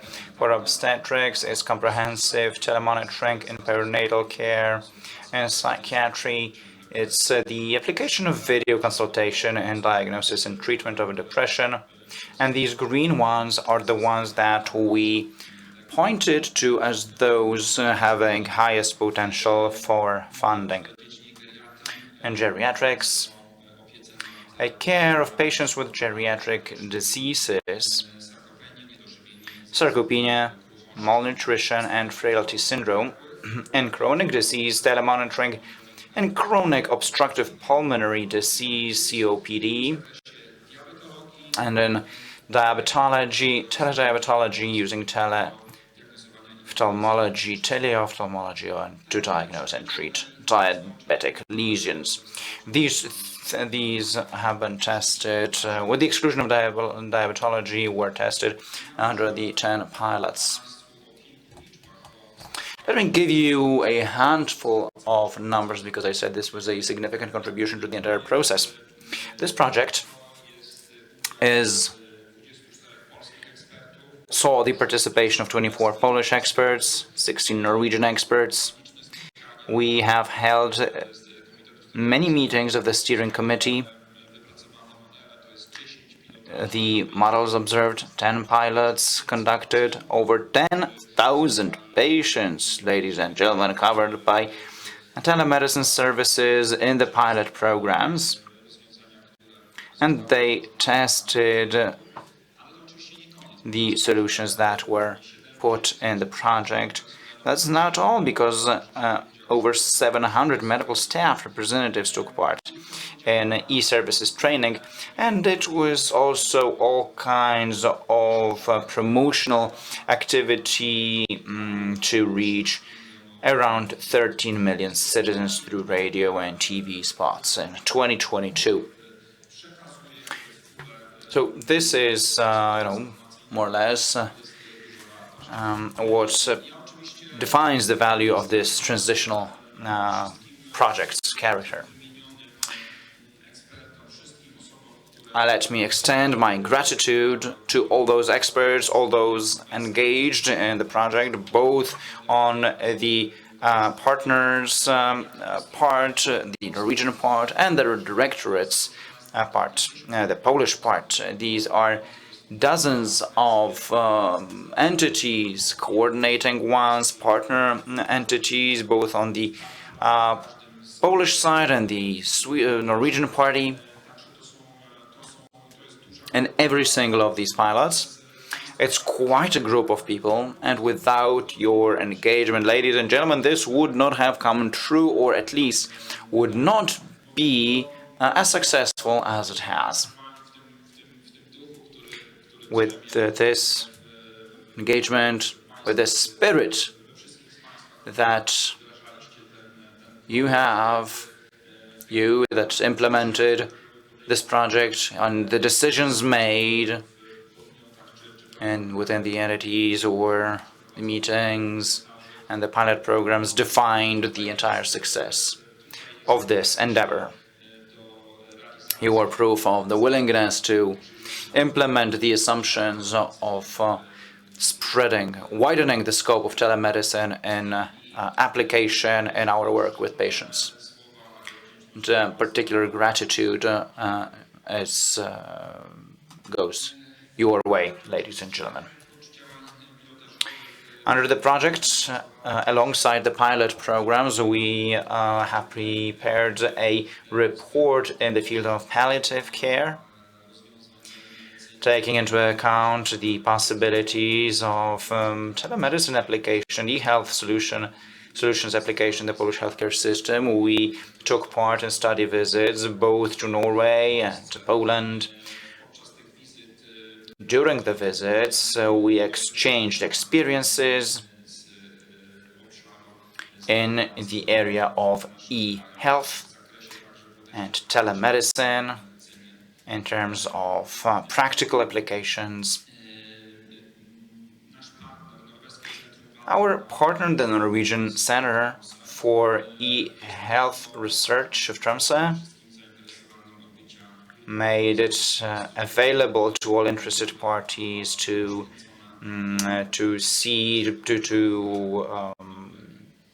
look at to partake in a virtual study visit on digital health in Norway. We also prepared videos that were presented to a wider audience under the Poland Project Film Festival, a remote event that we organized, a series of workshops and training sessions to disseminate knowledge in the field of telemedicine. Addressing the medical personnel was conducted. Around 700 people were trained in the project with the participation of e-health center. Between the 19th and 26th of April, webinars are being held with a group of additional 600 participants. In terms of promotion, we carried out informational campaign in the media. We created TV and radio spots, as well as press articles have been prepared. Ladies and gentlemen, the implementation of telemedicine and e-health solutions means better access to physicians, better offer for the patient, possibilities of choice, optimization of resources for the patient, no need for lengthy travel, no need to devote additional time to reach the health institution. It's also high quality, regardless of where we live. It also means effective services, health services, and it's a response to the challenges that we've seen. I mean, the limited numbers of medical staff and the demographics that is an obvious issue in entire Europe, and in my opinion, the implementation of this project was quite a milestone on the road to spreading telemedicine. I'm looking at the timer, it has stopped, so let me put a period to my presentation. Thank you.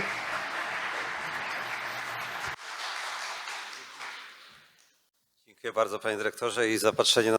Thank you very much, Director. Thank you for sticking with your time slot. Now, it is time for, let's see if we have connected, CD Jorvik, Director of the Personal e-Health Department at the Norwegian Center for e-Health Research in Tromsø. A beautiful town, by the way. Are you there? Are we connected? Tromsø. We can't hear you, unfortunately.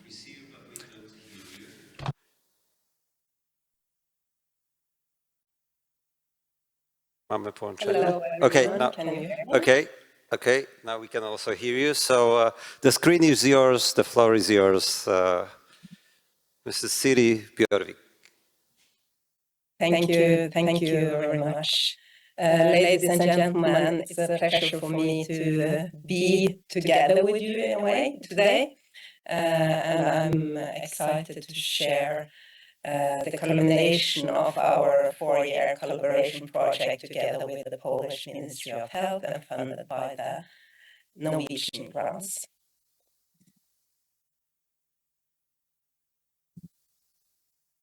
And together we have, during these years, we have embarked on a journey to develop and pilot innovative e-health models and exploring new frontiers in international collaboration, and especially in the times of the pandemic. And I don't understand that much Polish, but I think Hubert gave you some details about these models. This is a photo from the opening conference and our kickoff of the project. We have not only had this conference. If you can hear me, can you turn on the presentation? Because we don't see your presentation.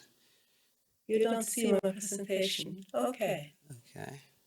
It says here that I'm sharing. I'll try. I guess so. Yeah. Now it's perfect. Thank you. Is it perfect? Yeah. Okay. And do you see the photo from our digital opening conference? Yes, we do. Yeah, great. And we didn't only have the opening conference digital. We have, during these 4 years, have weekly meeting with the Polish project team, and so it has been a different experience, but a very exciting journey. And we were in Poland last week, and even though I hadn't met the team physically, it felt like we knew them already. So it has been a good process despite the challenges we met. And of course, we also had to think different around the collaboration. And one thing we did was to establish what we call the bilateral platform. And instead of welcoming our Polish colleagues to Norway physically, we made the virtual study tour in Norway. And in that study tour, we have been digitally traveling around to other e-health actors in Norway. And all these visits are still alive on the webpage, the virtual study tour. In addition, we have had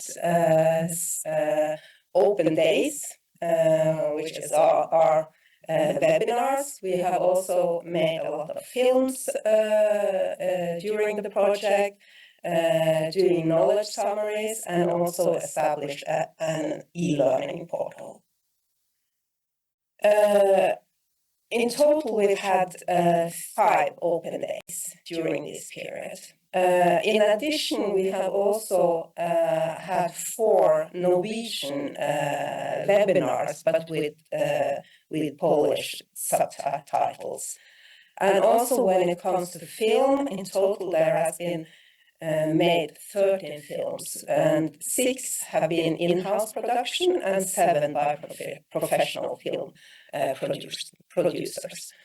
And one example of that is our exploitation of social media chatbot as a solution to promote physical activities, which has illuminated new possibilities in public health intervention. And I'm also delighted to hear that the films will be showcased tomorrow in a festival slots. We have done 5 different knowledge summaries in the areas of diabetes, digital support of healthcare services of frail multimorbid elderly. We have been targeting digital device, remote patient monitoring, and also e-health policy and governance. And last but not least, also the e-learning portal, where the patient-centered team at the University Hospital of North Norway are sharing their experience working with frail multimorbid elderly patients.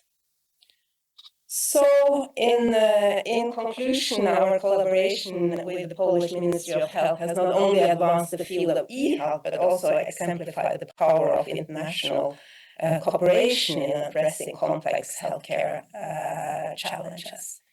So, by that, I would say thank you very much for your attention. Thank you very much for your remote presentation. I hope to see you next time in Poland.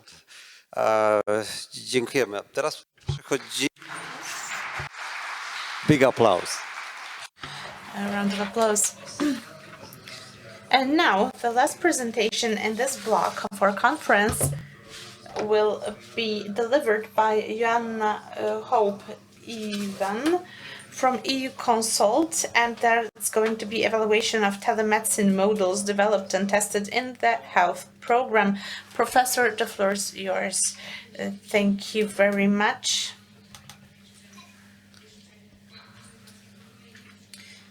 Okay, we have our presentation.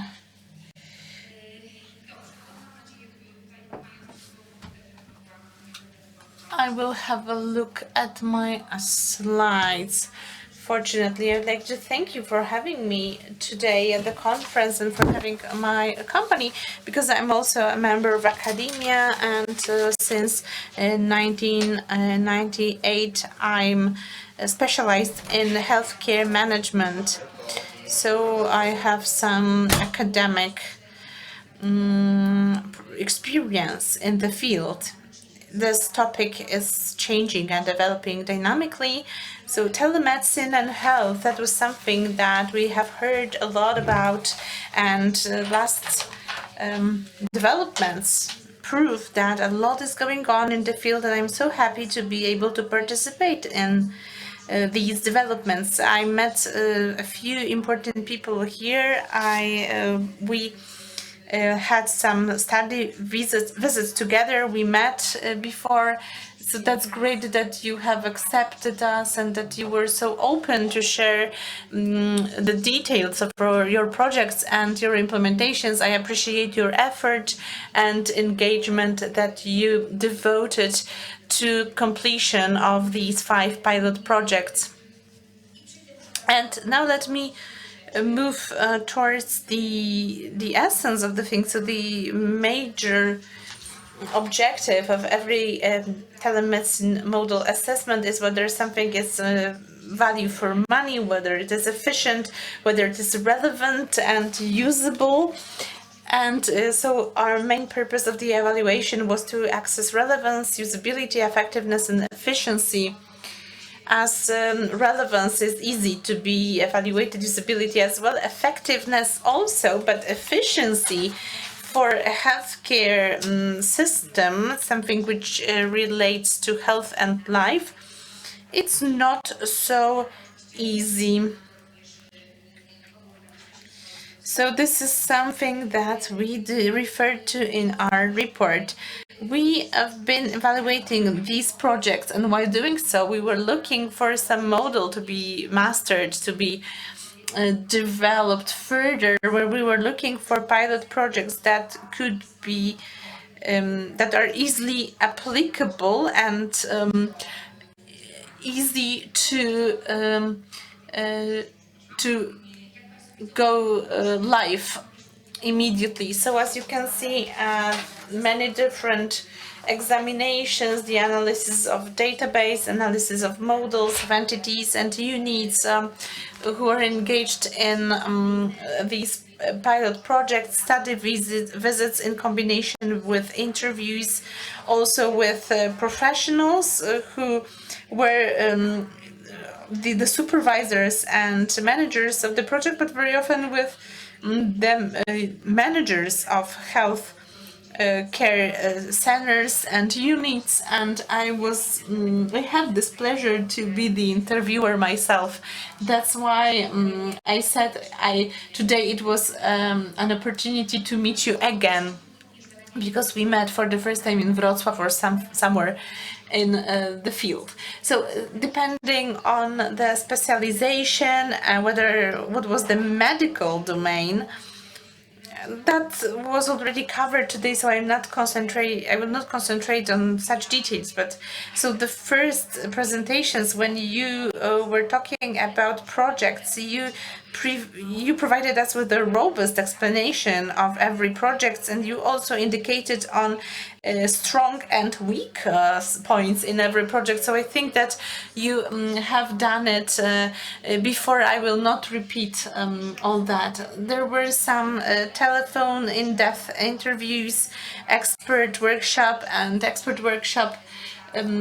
We invited people from specialists in telemedics, but also medical technology evaluation agency, representatives of the National Health Fund, of the medical chamber, a broad group of people and members of course, representatives of the Ministry of Health.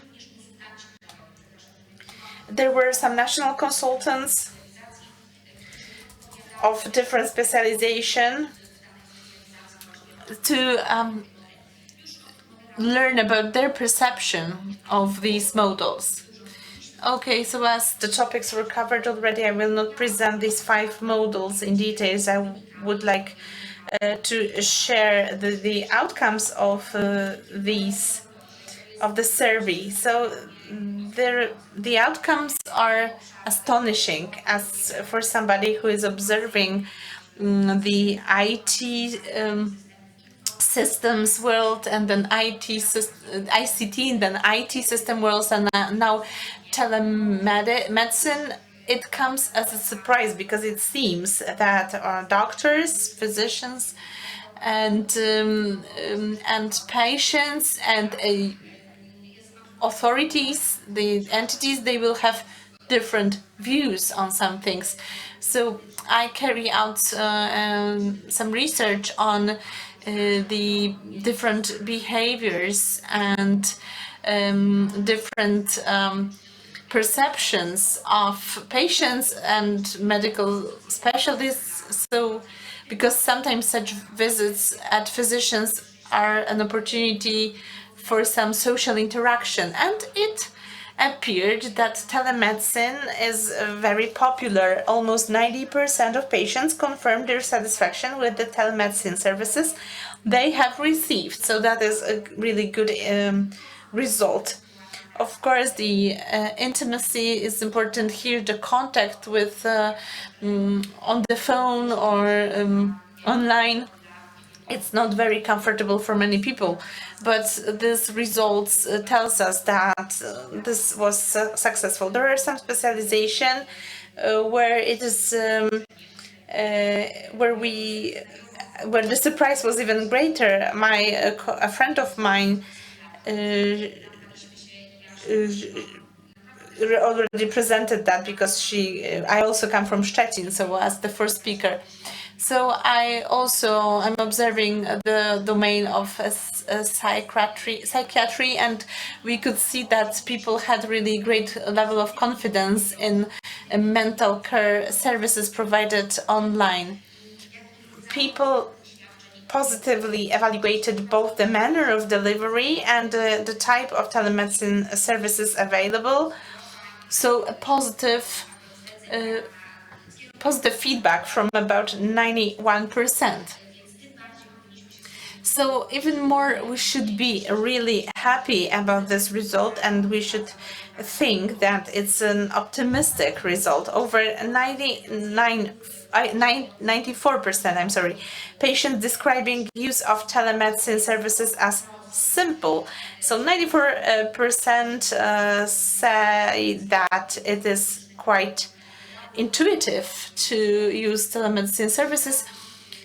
They stressed how much effort it took to prepare patients to be able to connect or use medical services remotely. So that means that a lot of effort has been made.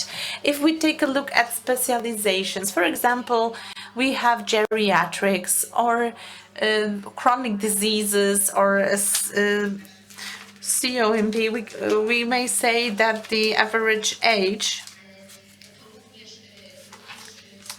it also is an indicator that generally platforms were as intuitive and developed as it should be, that all difficulties have been already overcome. Nearly 93 of a patient confirmed that the usefulness of the telemedicine services received. When it comes to benefits coming from telemedicine, I think you are perfectly aware of all of them.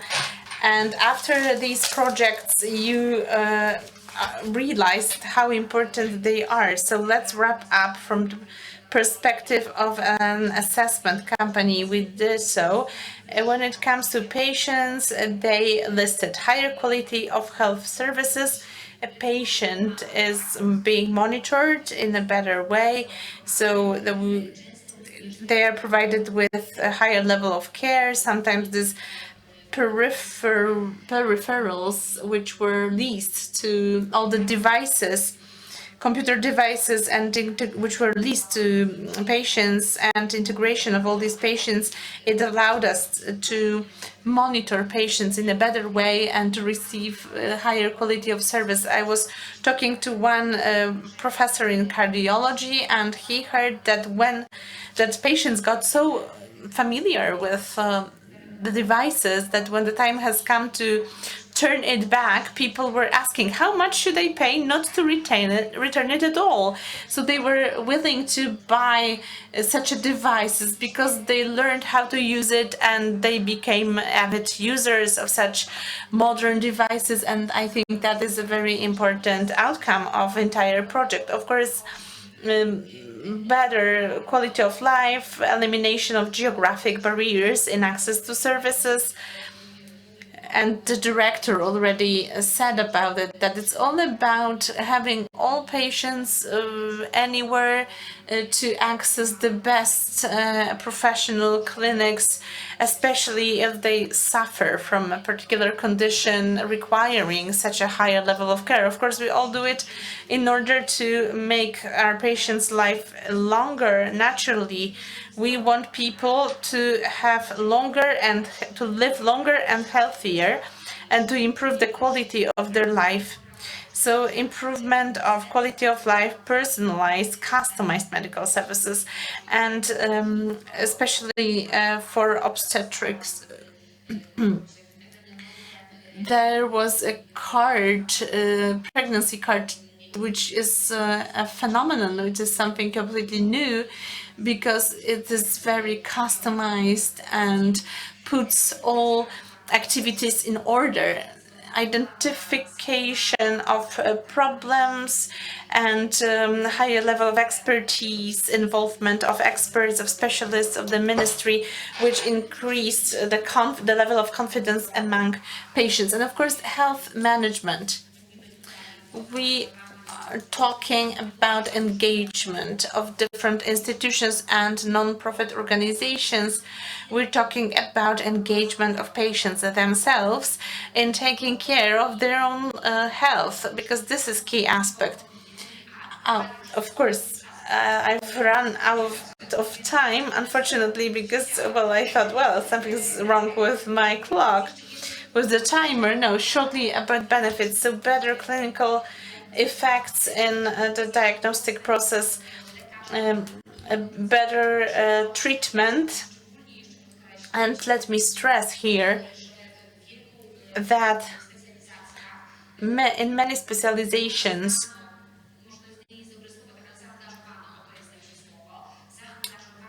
we engaged some auxiliary staff, for example, nurses,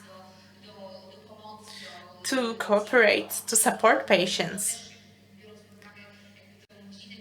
And having on mind the domain I specialize in, this is great to engage patients and to involve them and to involve medical professionals, especially physicians and doctors. We should concentrate on patient, not on bureaucracy. We should optimize diagnostic and prophylaxis. We should educate.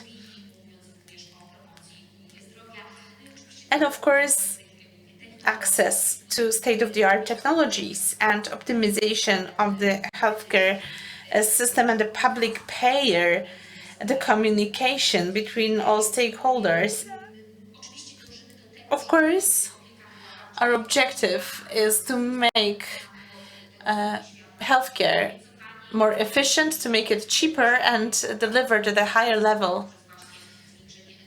So better use on the utilization of money and improvement of quality of services and new benefits on offer.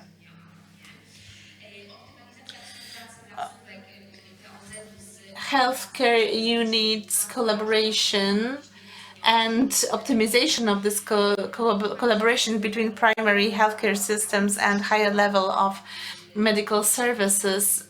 So all kinds of providers, better prophylaxis and diagnosis, and better use of the competence of staff. And for the economy, I think that from the perspective of an economist and manager, I need to tell that this economic effect is great because early detection, efficient treatment, lower costs, all that brings benefits. So shortly, 2 recommendations. I would like to say thank you to all people, to all stakeholders from the Ministry of Health. We did everything to formulate recommendations. Of course, there are many of them, but these are the most important. The research conducted confirmed the high degree of usefulness of the tested solutions and the need to continue providing this type of service in the future. No, in the distant future, but immediately if it's possible. Secondly, we see that these 3 models, cardiology, psychiatry, and obstetrics, this is something where we can translate recommendation into practical improvement in the healthcare procedures. And the second thing, for patients using telemedicine services, the challenge has been related to registration process, taking into account the need for an email address, which older people often do not have, and the need for an email inbox which effectively discouraged elderly people from using the service. The survey also found that older people are far more likely to use their own smartphone than tablets which were offered, and they are more acquainted with smartphones than with computers, laptops, and tablets. So for chronic diseases and for geriatric patients, it is easier to use smartphones. We should streamline and make logging in easier. So the recommendation is to test the patient's journey, how they navigate through applications. It was also sometimes a challenge for patients to connect remotely from their homes due to both technical problems and lack of computer phone skills. There are some specialization requiring to see the patient. For example, specialists in geriatrics told us that it's very important to see the movement of patients and their physical condition before giving any recommendation. So it was very important to offer an access in primary healthcare centers and generally in some physical locations, such an equipment which could be used. For example, with regard to spirometers, we know that first you need to know how to use spirometer, and the second thing is that you need to make it to do it in a proper way. And next thing, medical personnel and also other staff, they indicated that platforms should be integrated with the hospital systems. The majority of platforms were not integrated. They were created as absolutely separate items, separate systems. So that caused problems. That's why our recommendation is to develop telemedicine platforms to set out some guidelines, some standards to make the system homogeneous, to not to waste time for switching from a system to a system. I'm sorry for taking too much of your time, and once again, thank you very much. Dziękujemy, pani profesor. Thank you very much, dear professor. I know that you cannot say no to professor, you cannot stop them. Now the next module, we have a delay, healthy lifestyle in children and adolescents. The first one about sports and healthy diet. And now Grzegorz Szymczykiewicz, the representative of ADN Business Academy. Oh, that's you. Okay.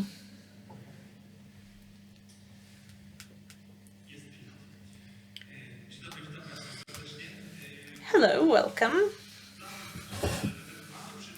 For all of you who have just woke up because you started to fall asleep just after lunch, let me start my presentation. So for all of you who started to fall asleep, we changed the project and we are in a predefined project number 2, healthy lifestyle in children and adolescents. Of course, it is co-financed. That is something which is obvious for all of you, but here I would like to discuss concentrate on the last bubble. We had a great partnership with the region of Trøndelag. We learned a lot from you, and it was a great pleasure to run this project together with you. We are in module 1, which at the title is a healthy diet and sports. So we could think that this is about leisure, about something pleasurable after heavy cardiological issues. We could think that it's quite delicate, quite subtle as a topic, but here I would like to stop. a Scout instructor. And when I take a look at the pictures of my Scout team in the 90s, there is a group of young, beautiful people, children. And when I take a look at Scout teams now, we see that something went bad with the technology, because these people are a bit wider. 10 to 12% of children in preschool and school age suffer from obesity, 37% in adolescents.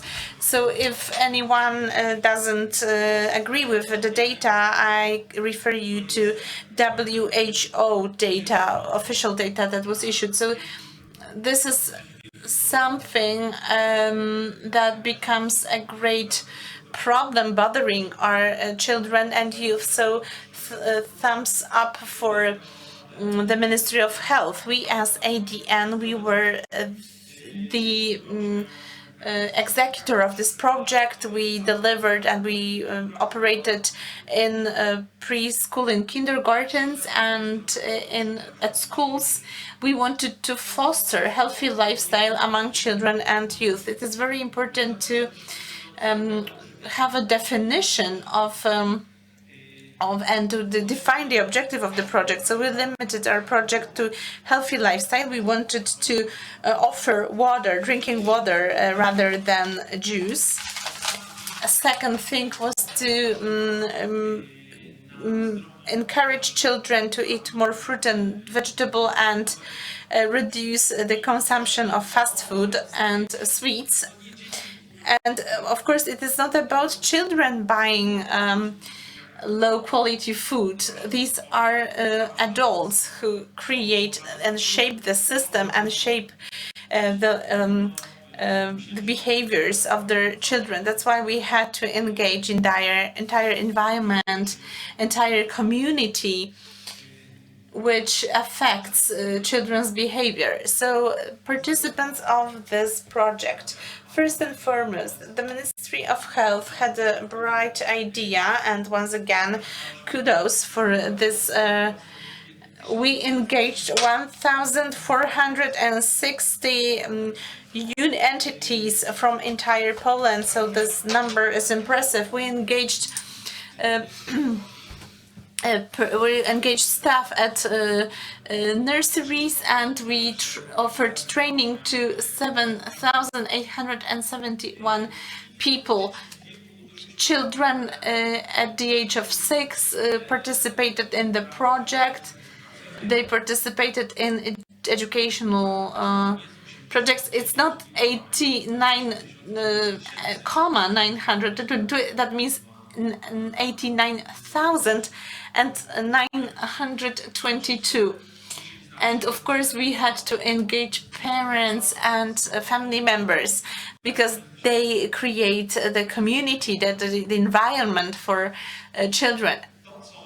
So over 25,000 parents and family members. So the key to success of this project was to engage the entity and staff.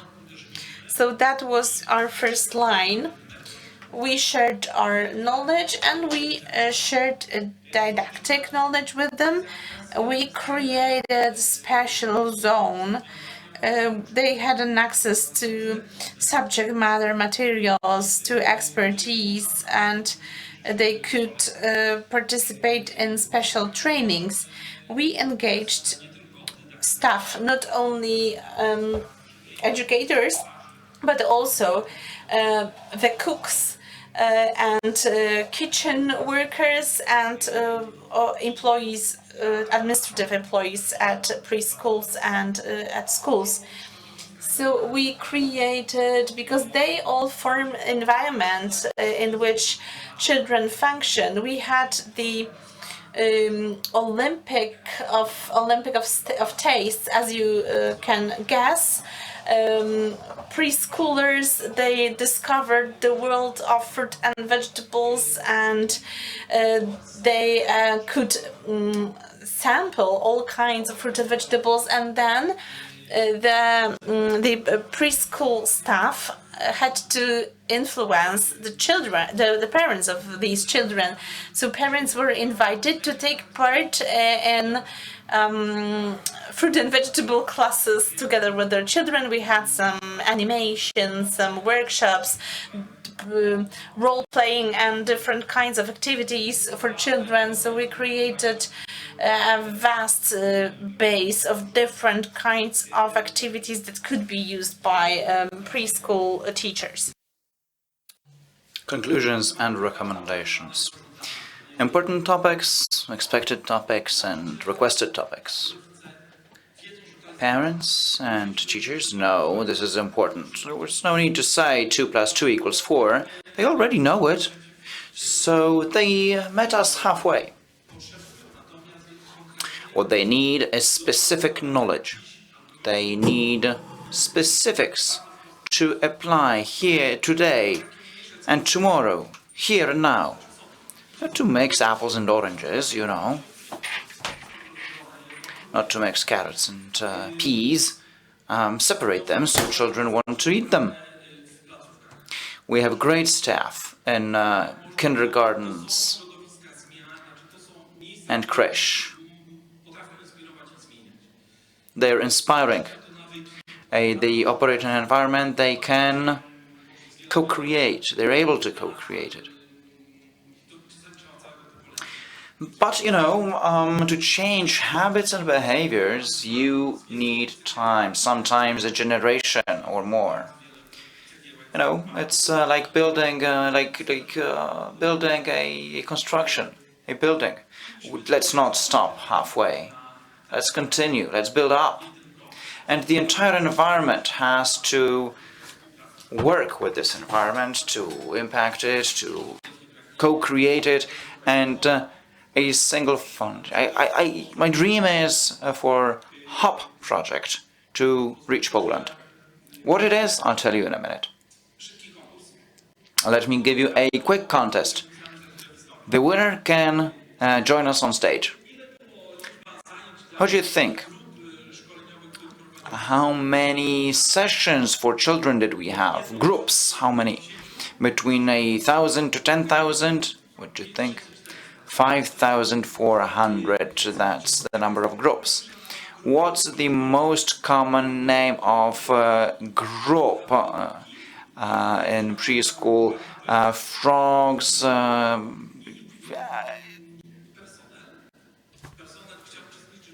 the personnel. They wanted to partake in the classes multiple times. So how many people partook twice or 3 times? Between 1,000 and 5,000, 1,214 people.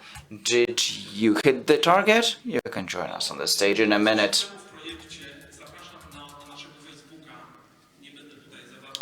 To know more, see our Facebook page, and you'll see relations directly from preschools and creche. You'll see what they did. Wonderful classes, really. The workshops were absolutely stunning. Thousands and thousands of classes and hours. And people who were involved in this, who fell in love with a healthy lifestyle. I think it's going to be very fruitful in the future. This was supposed to be a video, but since we have little time, we're not going to watch it. But instead, we'll have a game. One that we learned. Agata Szymczykiewicz, please join me. She's the content-wise director of this project. We learned this in Norway from our partner. The game is the following. You do this in pairs. So, no, we don't touch each other. 1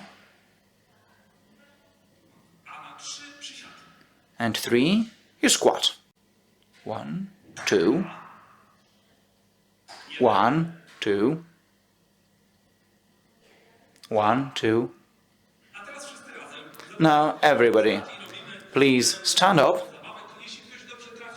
and let's do this together. If you want the quiz, you can join us on the stage if you wish. If you don't have a pair, you can join us here. So, 1, 2, squat. 2, squat. 1, 2, squat. 1, 2, squat. Thank you very much.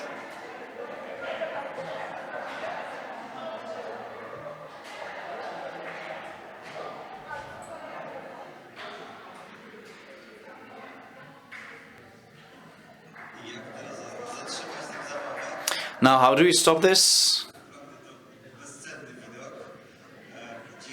That's priceless. Thank you very much for animating the group.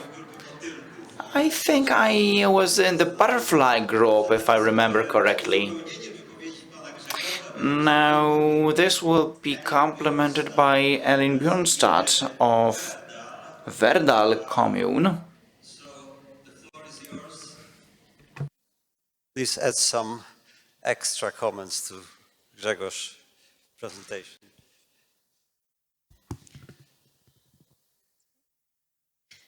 Thank you very much, dear partners, ladies and gentlemen.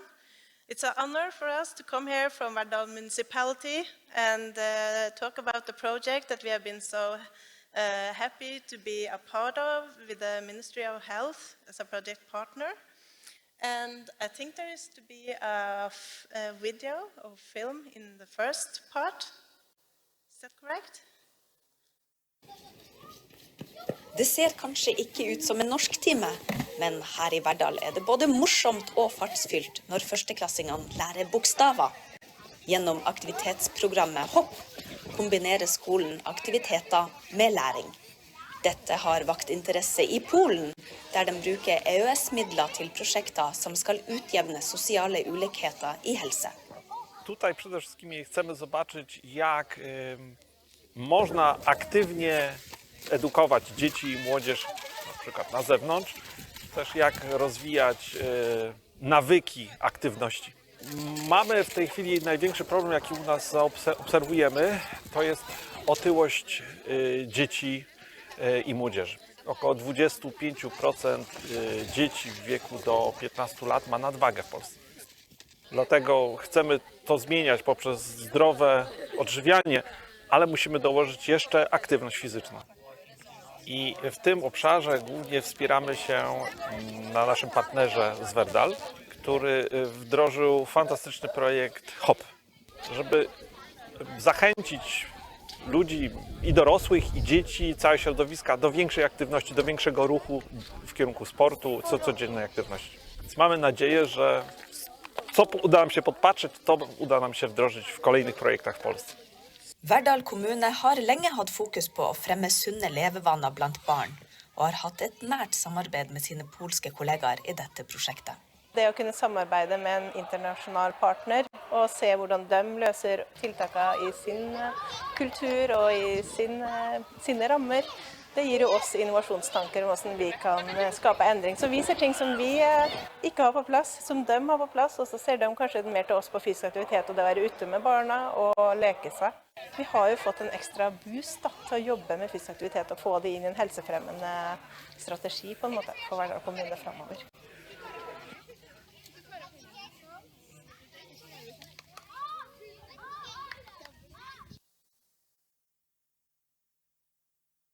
Yes, so this was from the study tour where Poland were in Verdal now in March. It was an honor to have you here visiting us, and we could show you how we have been working in the project and what we have been doing.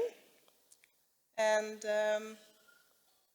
the project in Norway, we have been a partner to produce the best practice reports for Poland, how to see physical activity and nutrition in Norwegian kindergartens, and the Northern University has made a report for us, and then we sent it over to the Polish partner, and then we also get the possibility to take one of the programs and implement in the municipality.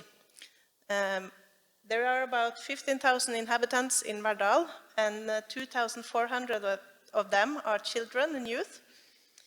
So when we got into this project, we could have a focus on healthy upbringing and choose the program that Horten has made, the Horten municipality. And it was to implement healthier food and more physical activity into everyday life in the kindergarten and nurseries.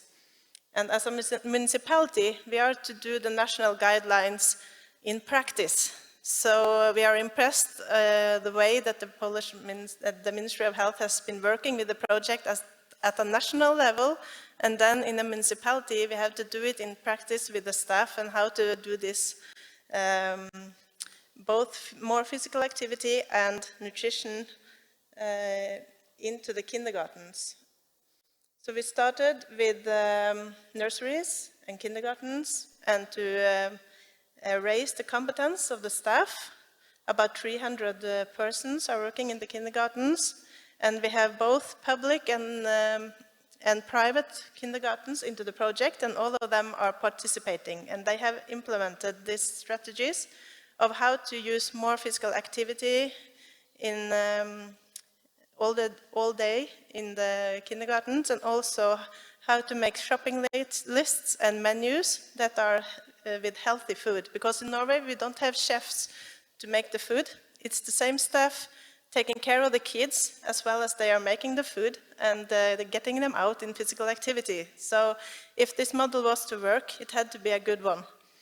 And after trying it into the kindergartens, we get a result on a statistic for the nurseries and the staff there.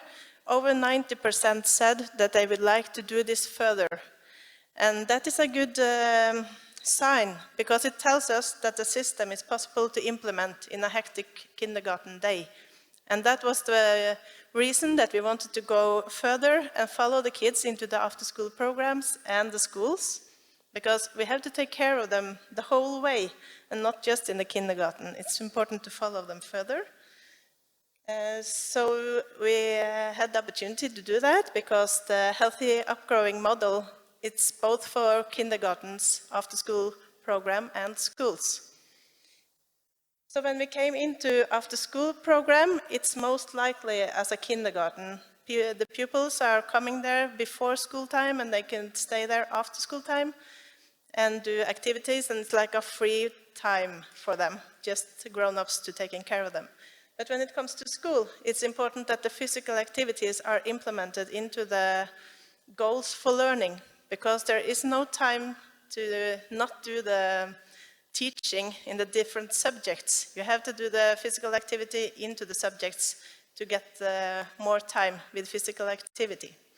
And we have a university that has made a model of that, the Mid and West University in Norway. They are having this physical active learning as a program, which makes it possible to have both subjects and physical activity at the same time. So that was what you said, could see also on the movie, that it was combined with physical activity.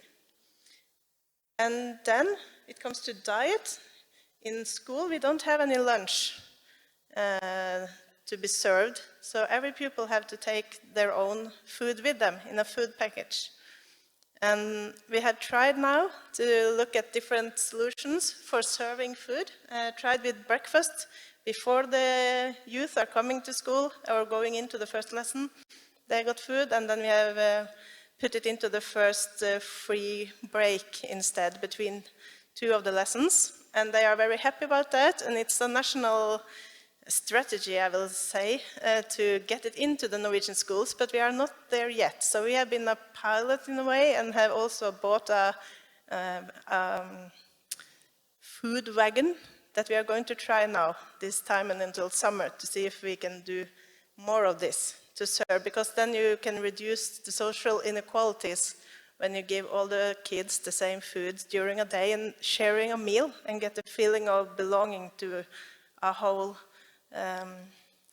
the part of the class and to have the same food to eat. So that's the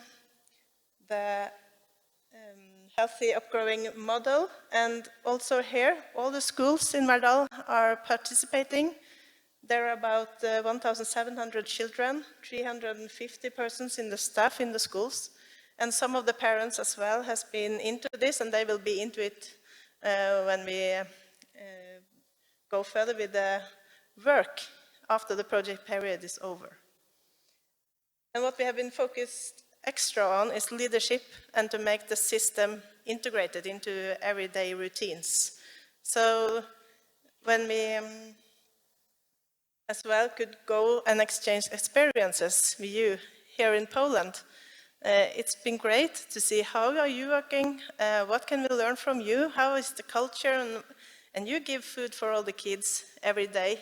And we in Norway, the richest land almost in the world, we don't give them any food in the middle of the day. Yeah. So we learn a lot, and it's an eye-opener to work internationally, I would say.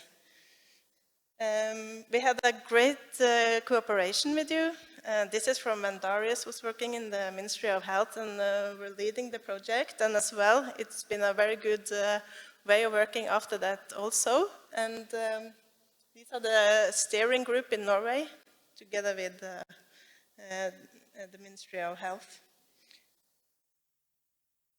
Yeah, that was the part that I would say about the Healthy Upbringing project, and thank you so much for giving us the trust and opportunity to work together with you, and we hope that it won't be the last time, because it's very inspiring and developing to work across countries. So thank you so much. Thank you very much. Seeing happy kids as on all your photos is always priceless. A teraz przechodzimy do kolejnego ważnego obszaru. Now let us move to an important area, that is substance abuse, tobacco abuse. Magdalena Cydzyńska is going to talk about this, representing the Maria Skłodowska-Curie National Research Institute on Oncology.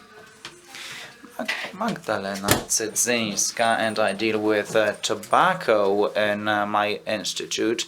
I provide, among others, advisory service to users. Main activities. This program was carried out by the Ministry of Health and the Norwegian Cancer Society, and the main activity was a Polish campaign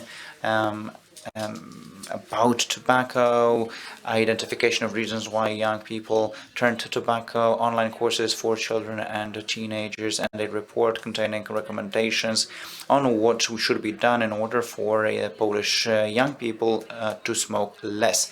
The issue is a huge one, and smoking has been for years one of the biggest challenges in public health. This is a map from a project about tobacco smoking in the world. You see Poland is in red. I wanted to show you Poland, but I managed the Poland is in red, which means Poland has one of the highest indicators of DALIs. That is lost years of life as a result of smoking.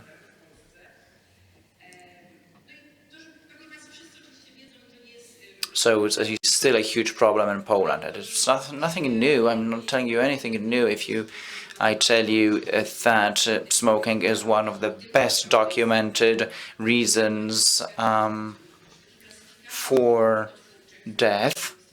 It's one of the key oncologic reasons. It's carcinogenous, and it's number one out of four categories. So it is absolutely beyond doubt. It's carcinogenous for people. It's 15 different kinds of cancers in different systems, the lungs, respiratory system, and not only that.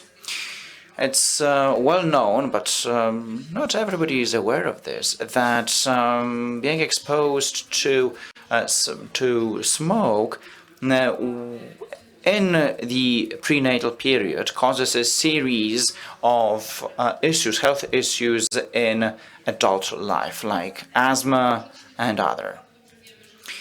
We have known for 75 years that smoking is bad for us, and yet we have seen a growth in frequency of smoking in Poland, particularly after the pandemic, since the pandemic.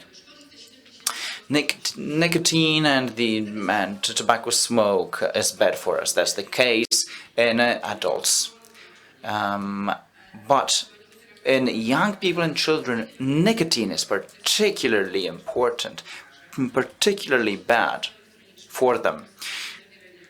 Remember that traditional cigarettes and e-cigarettes contain nicotine. It's a very strong psychoactive substance. It's bad for the brain's development also. The brain develops until early adulthood, really, particularly in terms of attention, focus, learning, emotions. All that is impacted by nicotine, and you may see difficulties in emotion control, learning, etc. E-cigarettes, although they are promoted even by the medical environment. They're promoted as a healthier alternative. But remember, they are not healthy at all. It's not a substance you can serve to young people with no consequences. And it doesn't mean a reduction of cases, because e-cigarettes really cause an increase in the growth of the problem. Studies show that e-cigarettes are an introduction to traditional smoking, because once we're already hooked on nicotine, then we look for different ways to assume it. As you can see, frequency of smoking was going down till the 80s. We were a leader in the 80s in smoking. So lung cancer, which is a typical disease in smokers, in men and in women, because look what's going on in women. Frequency of smoking has been stable for a number of years. Now let's look at children. This shows you the frequency of smoking and using novel products. I don't like the word novel, because they're not no novelty. They're not any better. Look, e-cigarettes are not as popular. In 2022, around 5% adults were using e-cigarettes. But look at teenagers. These are the newest recent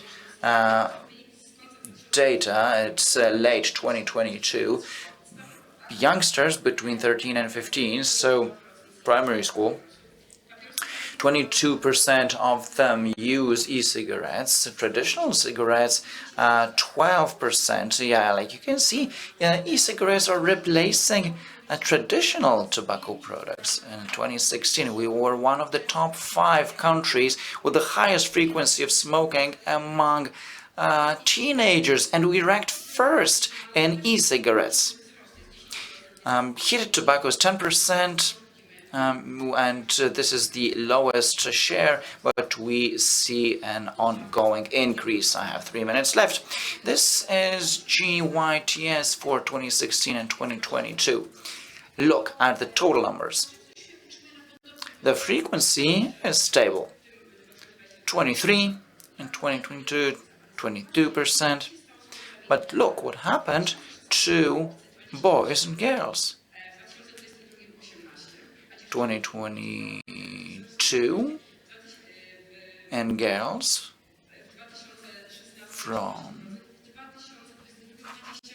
we have an increase to 23%, and girls smoke more than boys. This is terrifying, taking into account the statistics in Poland. taking into account that lung cancer is the first killer of Polish women, not breast cancer. And little will change if this trend stays. In the second module in the program, the children who declared a reduction in use of tobacco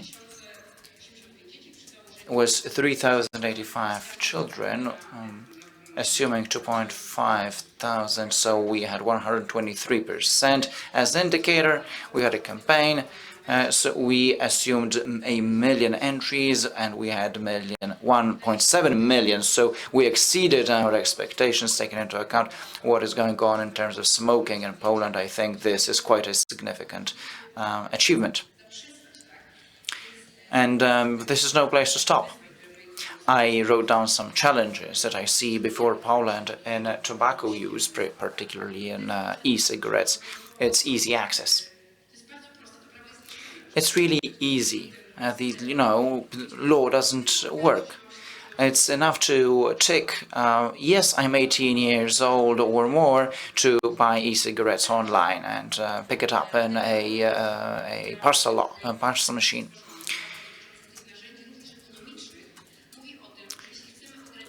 Reports regarding economic mechanisms say clearly that if we want to reduce tobacco use, nicotine use, we need to increase the price.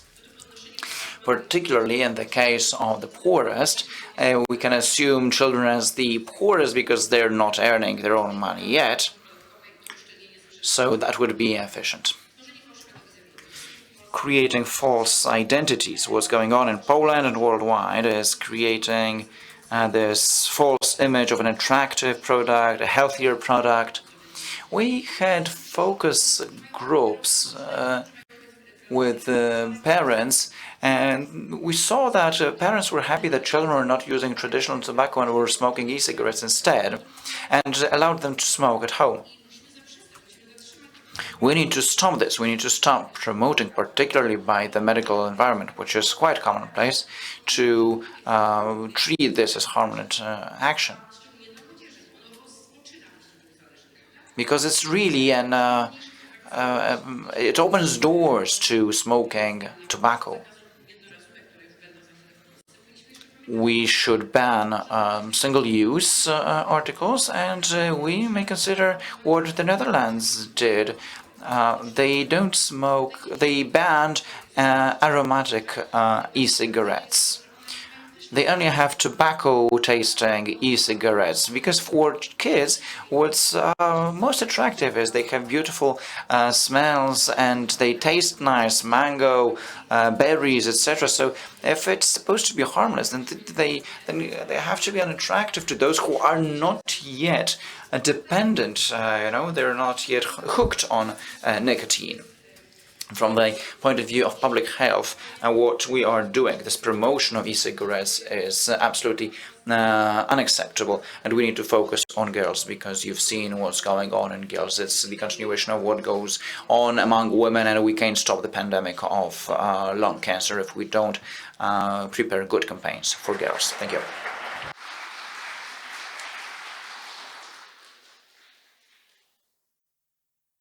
Dziękuję bardzo. Thank you very much. Fortunately, for 50 years of my life, I didn't learn how to smoke cigarettes. The last but not the least, mental health speech delivered by Marta Kuczuk. Welcome on the stage. President of the Management Board of the Polish Educational Center, Ordo. My name is Marta Kuczuk, and I'm the president of the management board of the Polish Education and Analysis Center, Ordo. As it's been said, we have implemented activities within Module 3.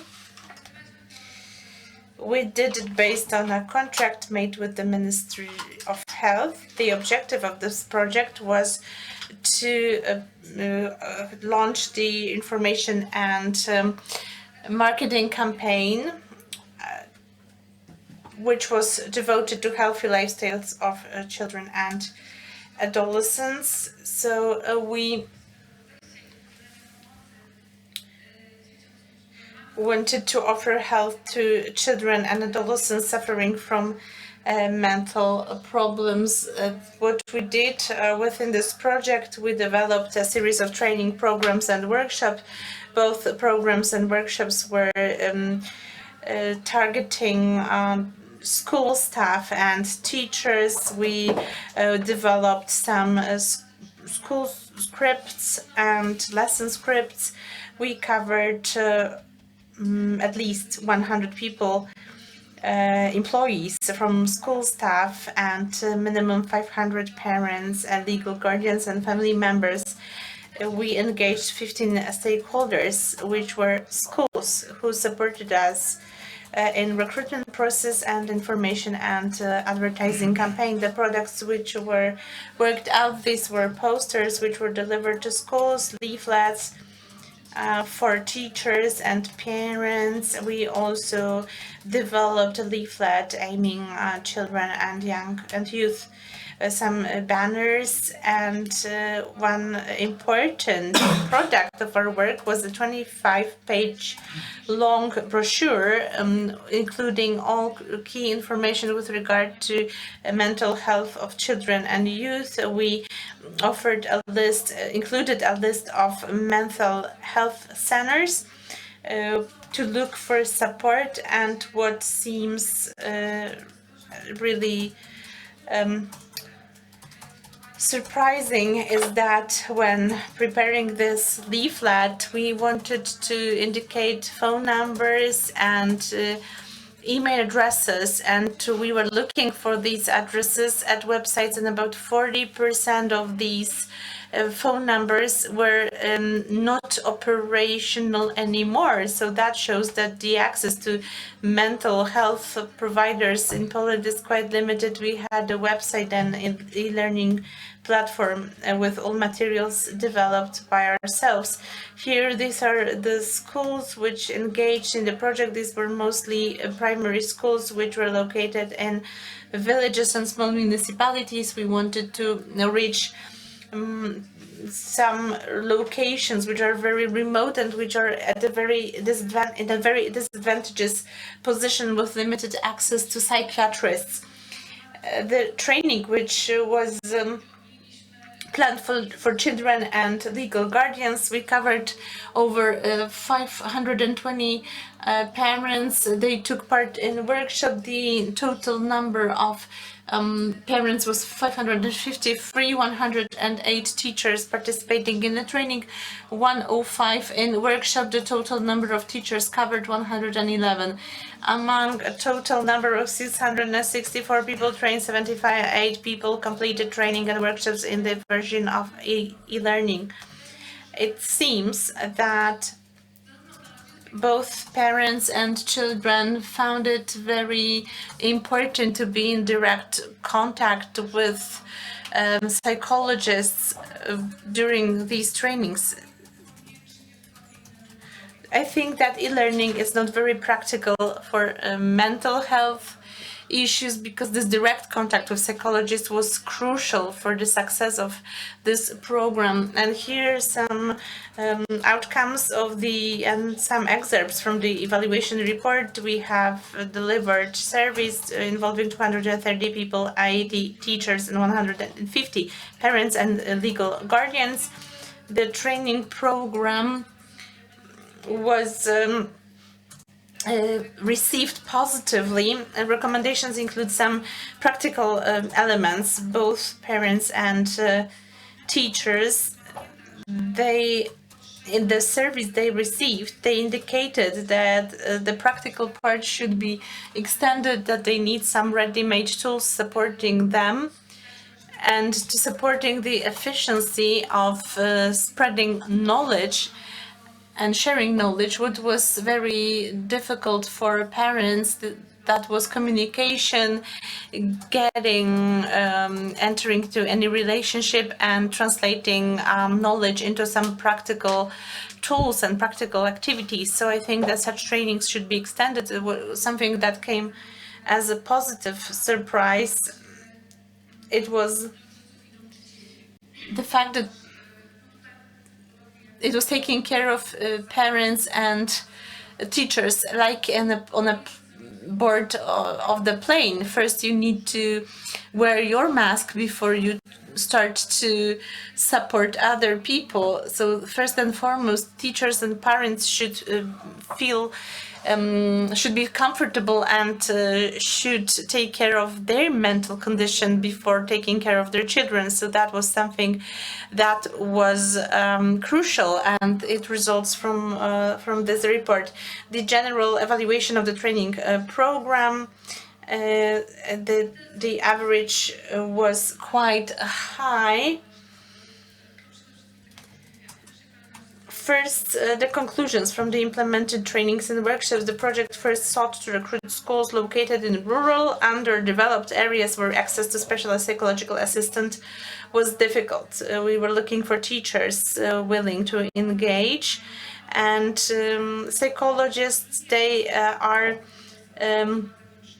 a bit overwhelmed with the activities they need to perform, so they were not very much interested in taking part in such workshops, and that was our objective, to engage practitioners, mental health practitioners, in order to deliver workshops, to make it to engage people who work with children and youth on a daily basis. Teachers were more than willing to use this kind of support, but of course teachers also were very committed. We started in mid-November and ended in mid-February. In the meantime, we have a Christmas time, holiday time, and winter holidays in Poland. So I think that all schools accepted our support, and all invited schools were interested in taking part in this program. Something that was really striking for us, it was that parents, they are quite reluctant to engage, and the very titles of these workshops were quite problematic, because the titles was made a reference to mental health. For example, how to approach your teenager with mental health problems, and people were afraid that if they take part in such a training, there will be some bad connotations, and somebody would think that their children are not are having some problems, which they were afraid of some social stigmatization. So parents were willing to participate in the training, but they wanted to change the name of the training because people were afraid of this stigmatization that your children has mental health problems. People don't want their children to be perceived as disturbed in any way and suffering from any conditions. So even during the workshop with psychologists, they could admit that something is wrong with their children, but they were not very open about it in public. So that's all what I wanted to say. Dziękuję bardzo. Teraz na sam koniec już... And now just to wrap up once again, Anin Björnstedt. To this module 3, mental health. Yes, please, Johnny.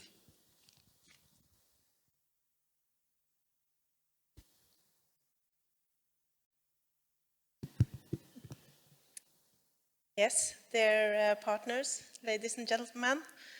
We have been so lucky to be in 2 of these 3 modules together with the Ministry of Health. And in this module, it's about mental health for the youth and how they are to cope with depression. And we had the best practice report written by the Northern University also at this module, and sent it over to the Polish partners, and then we had the opportunity to choose one of the programs for ourselves to implement, and we choose the DU Coping with Depression program that Trygve Børve has developed, and it's a national guideline also telling us that this program is worth implementing in the municipalities, so that we can have groups with young people together in 10 weeks and follow progress so that they can get some tools to handle their mental situation in a better way. And we have educated 20 persons from different departments, because if you are to work around youth and also children, you have to speak in a way the same language and know each other and know what you are, what you want to say to the youngsters when you meet them. And they meet them all the time, those who work in school, those who work in teams around the youth and to the youth club. So there are different persons now in Verdal who are having the same competence. I would just like to show you a movie before I take the rest of the presentation. And it is RVTS who has made this video. It's the Resource Center for Psychological Trauma.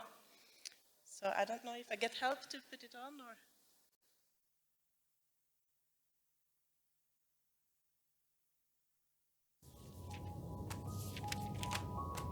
I curse the breath of the sea, spelled as poetry, the dreams I could explore, I left them by the door. I watched the lanterns tilt through days of darkened guilt. I prayed for newborn skies to lift me up so high. I was blind, now I can see. Sweet mother, set me free. How could I ask for more? Little sister saw.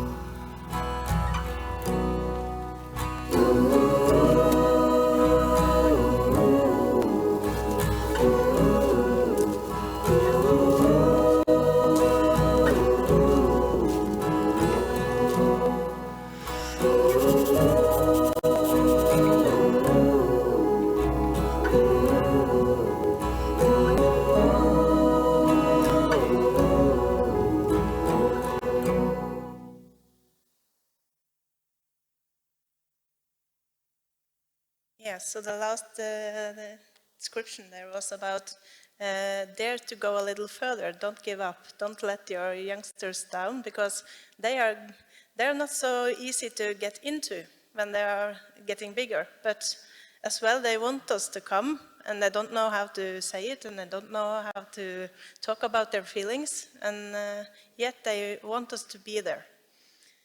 And in 2023, the Norwegian Directorate of Health had a new report, and the municipalities in Norway are now also responsible for treatment offer for mental health, not just sending them over to the regional level, but we are to have some treatment on a low threshold by our own. And this project, again, takes us into being in front of what is coming from national level guidelines, I would like to say, because there have been different reports during 2023 that have said that the municipality is going to take a place into physical activity, into school meals, into mental health. We are to do more of this because we are there, we are at the place where the inhabitants are, where the people are, and we have to do more just local and not just letting them over into other parts of the public service at regional and national level. And then we had this DU Coping with Depression program, and it is a cognitive group-based coping course. with the target group that are 14 years to 20 or 22 years old, who shows symptoms of depression, subclinical, mild to moderate degree. And it's tested and documented in multiple studies in Norway. And the result for now in Verdal, it is that 20 persons working in different departments are certificated as DU instructors.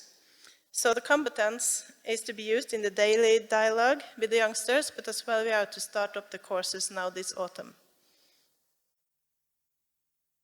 And while we have been in this project, we have also had a focus on the whole childhood for the kids in Verdal, because early intervention, it's documented several times, and Hackman's curve is telling us that it's both is good for the children, but also economical investment to go in early.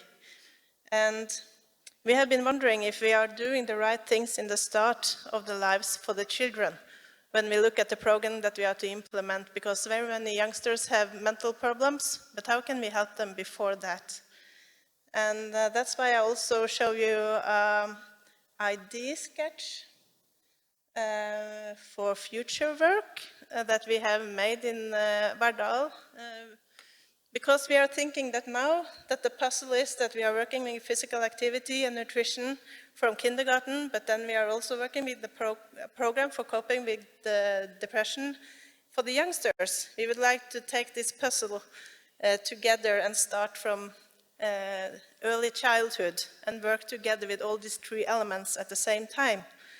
And at that way, make a sustainable wrapping, in a way, for a healthy upbringing. And I know that in Czechia today, there is given a prize for a way of working, for example, for a program to help young people in school to have their part into the classroom, even though they are very active, or they need more, they need another way to be learning things in their lives than the school in its form can give them.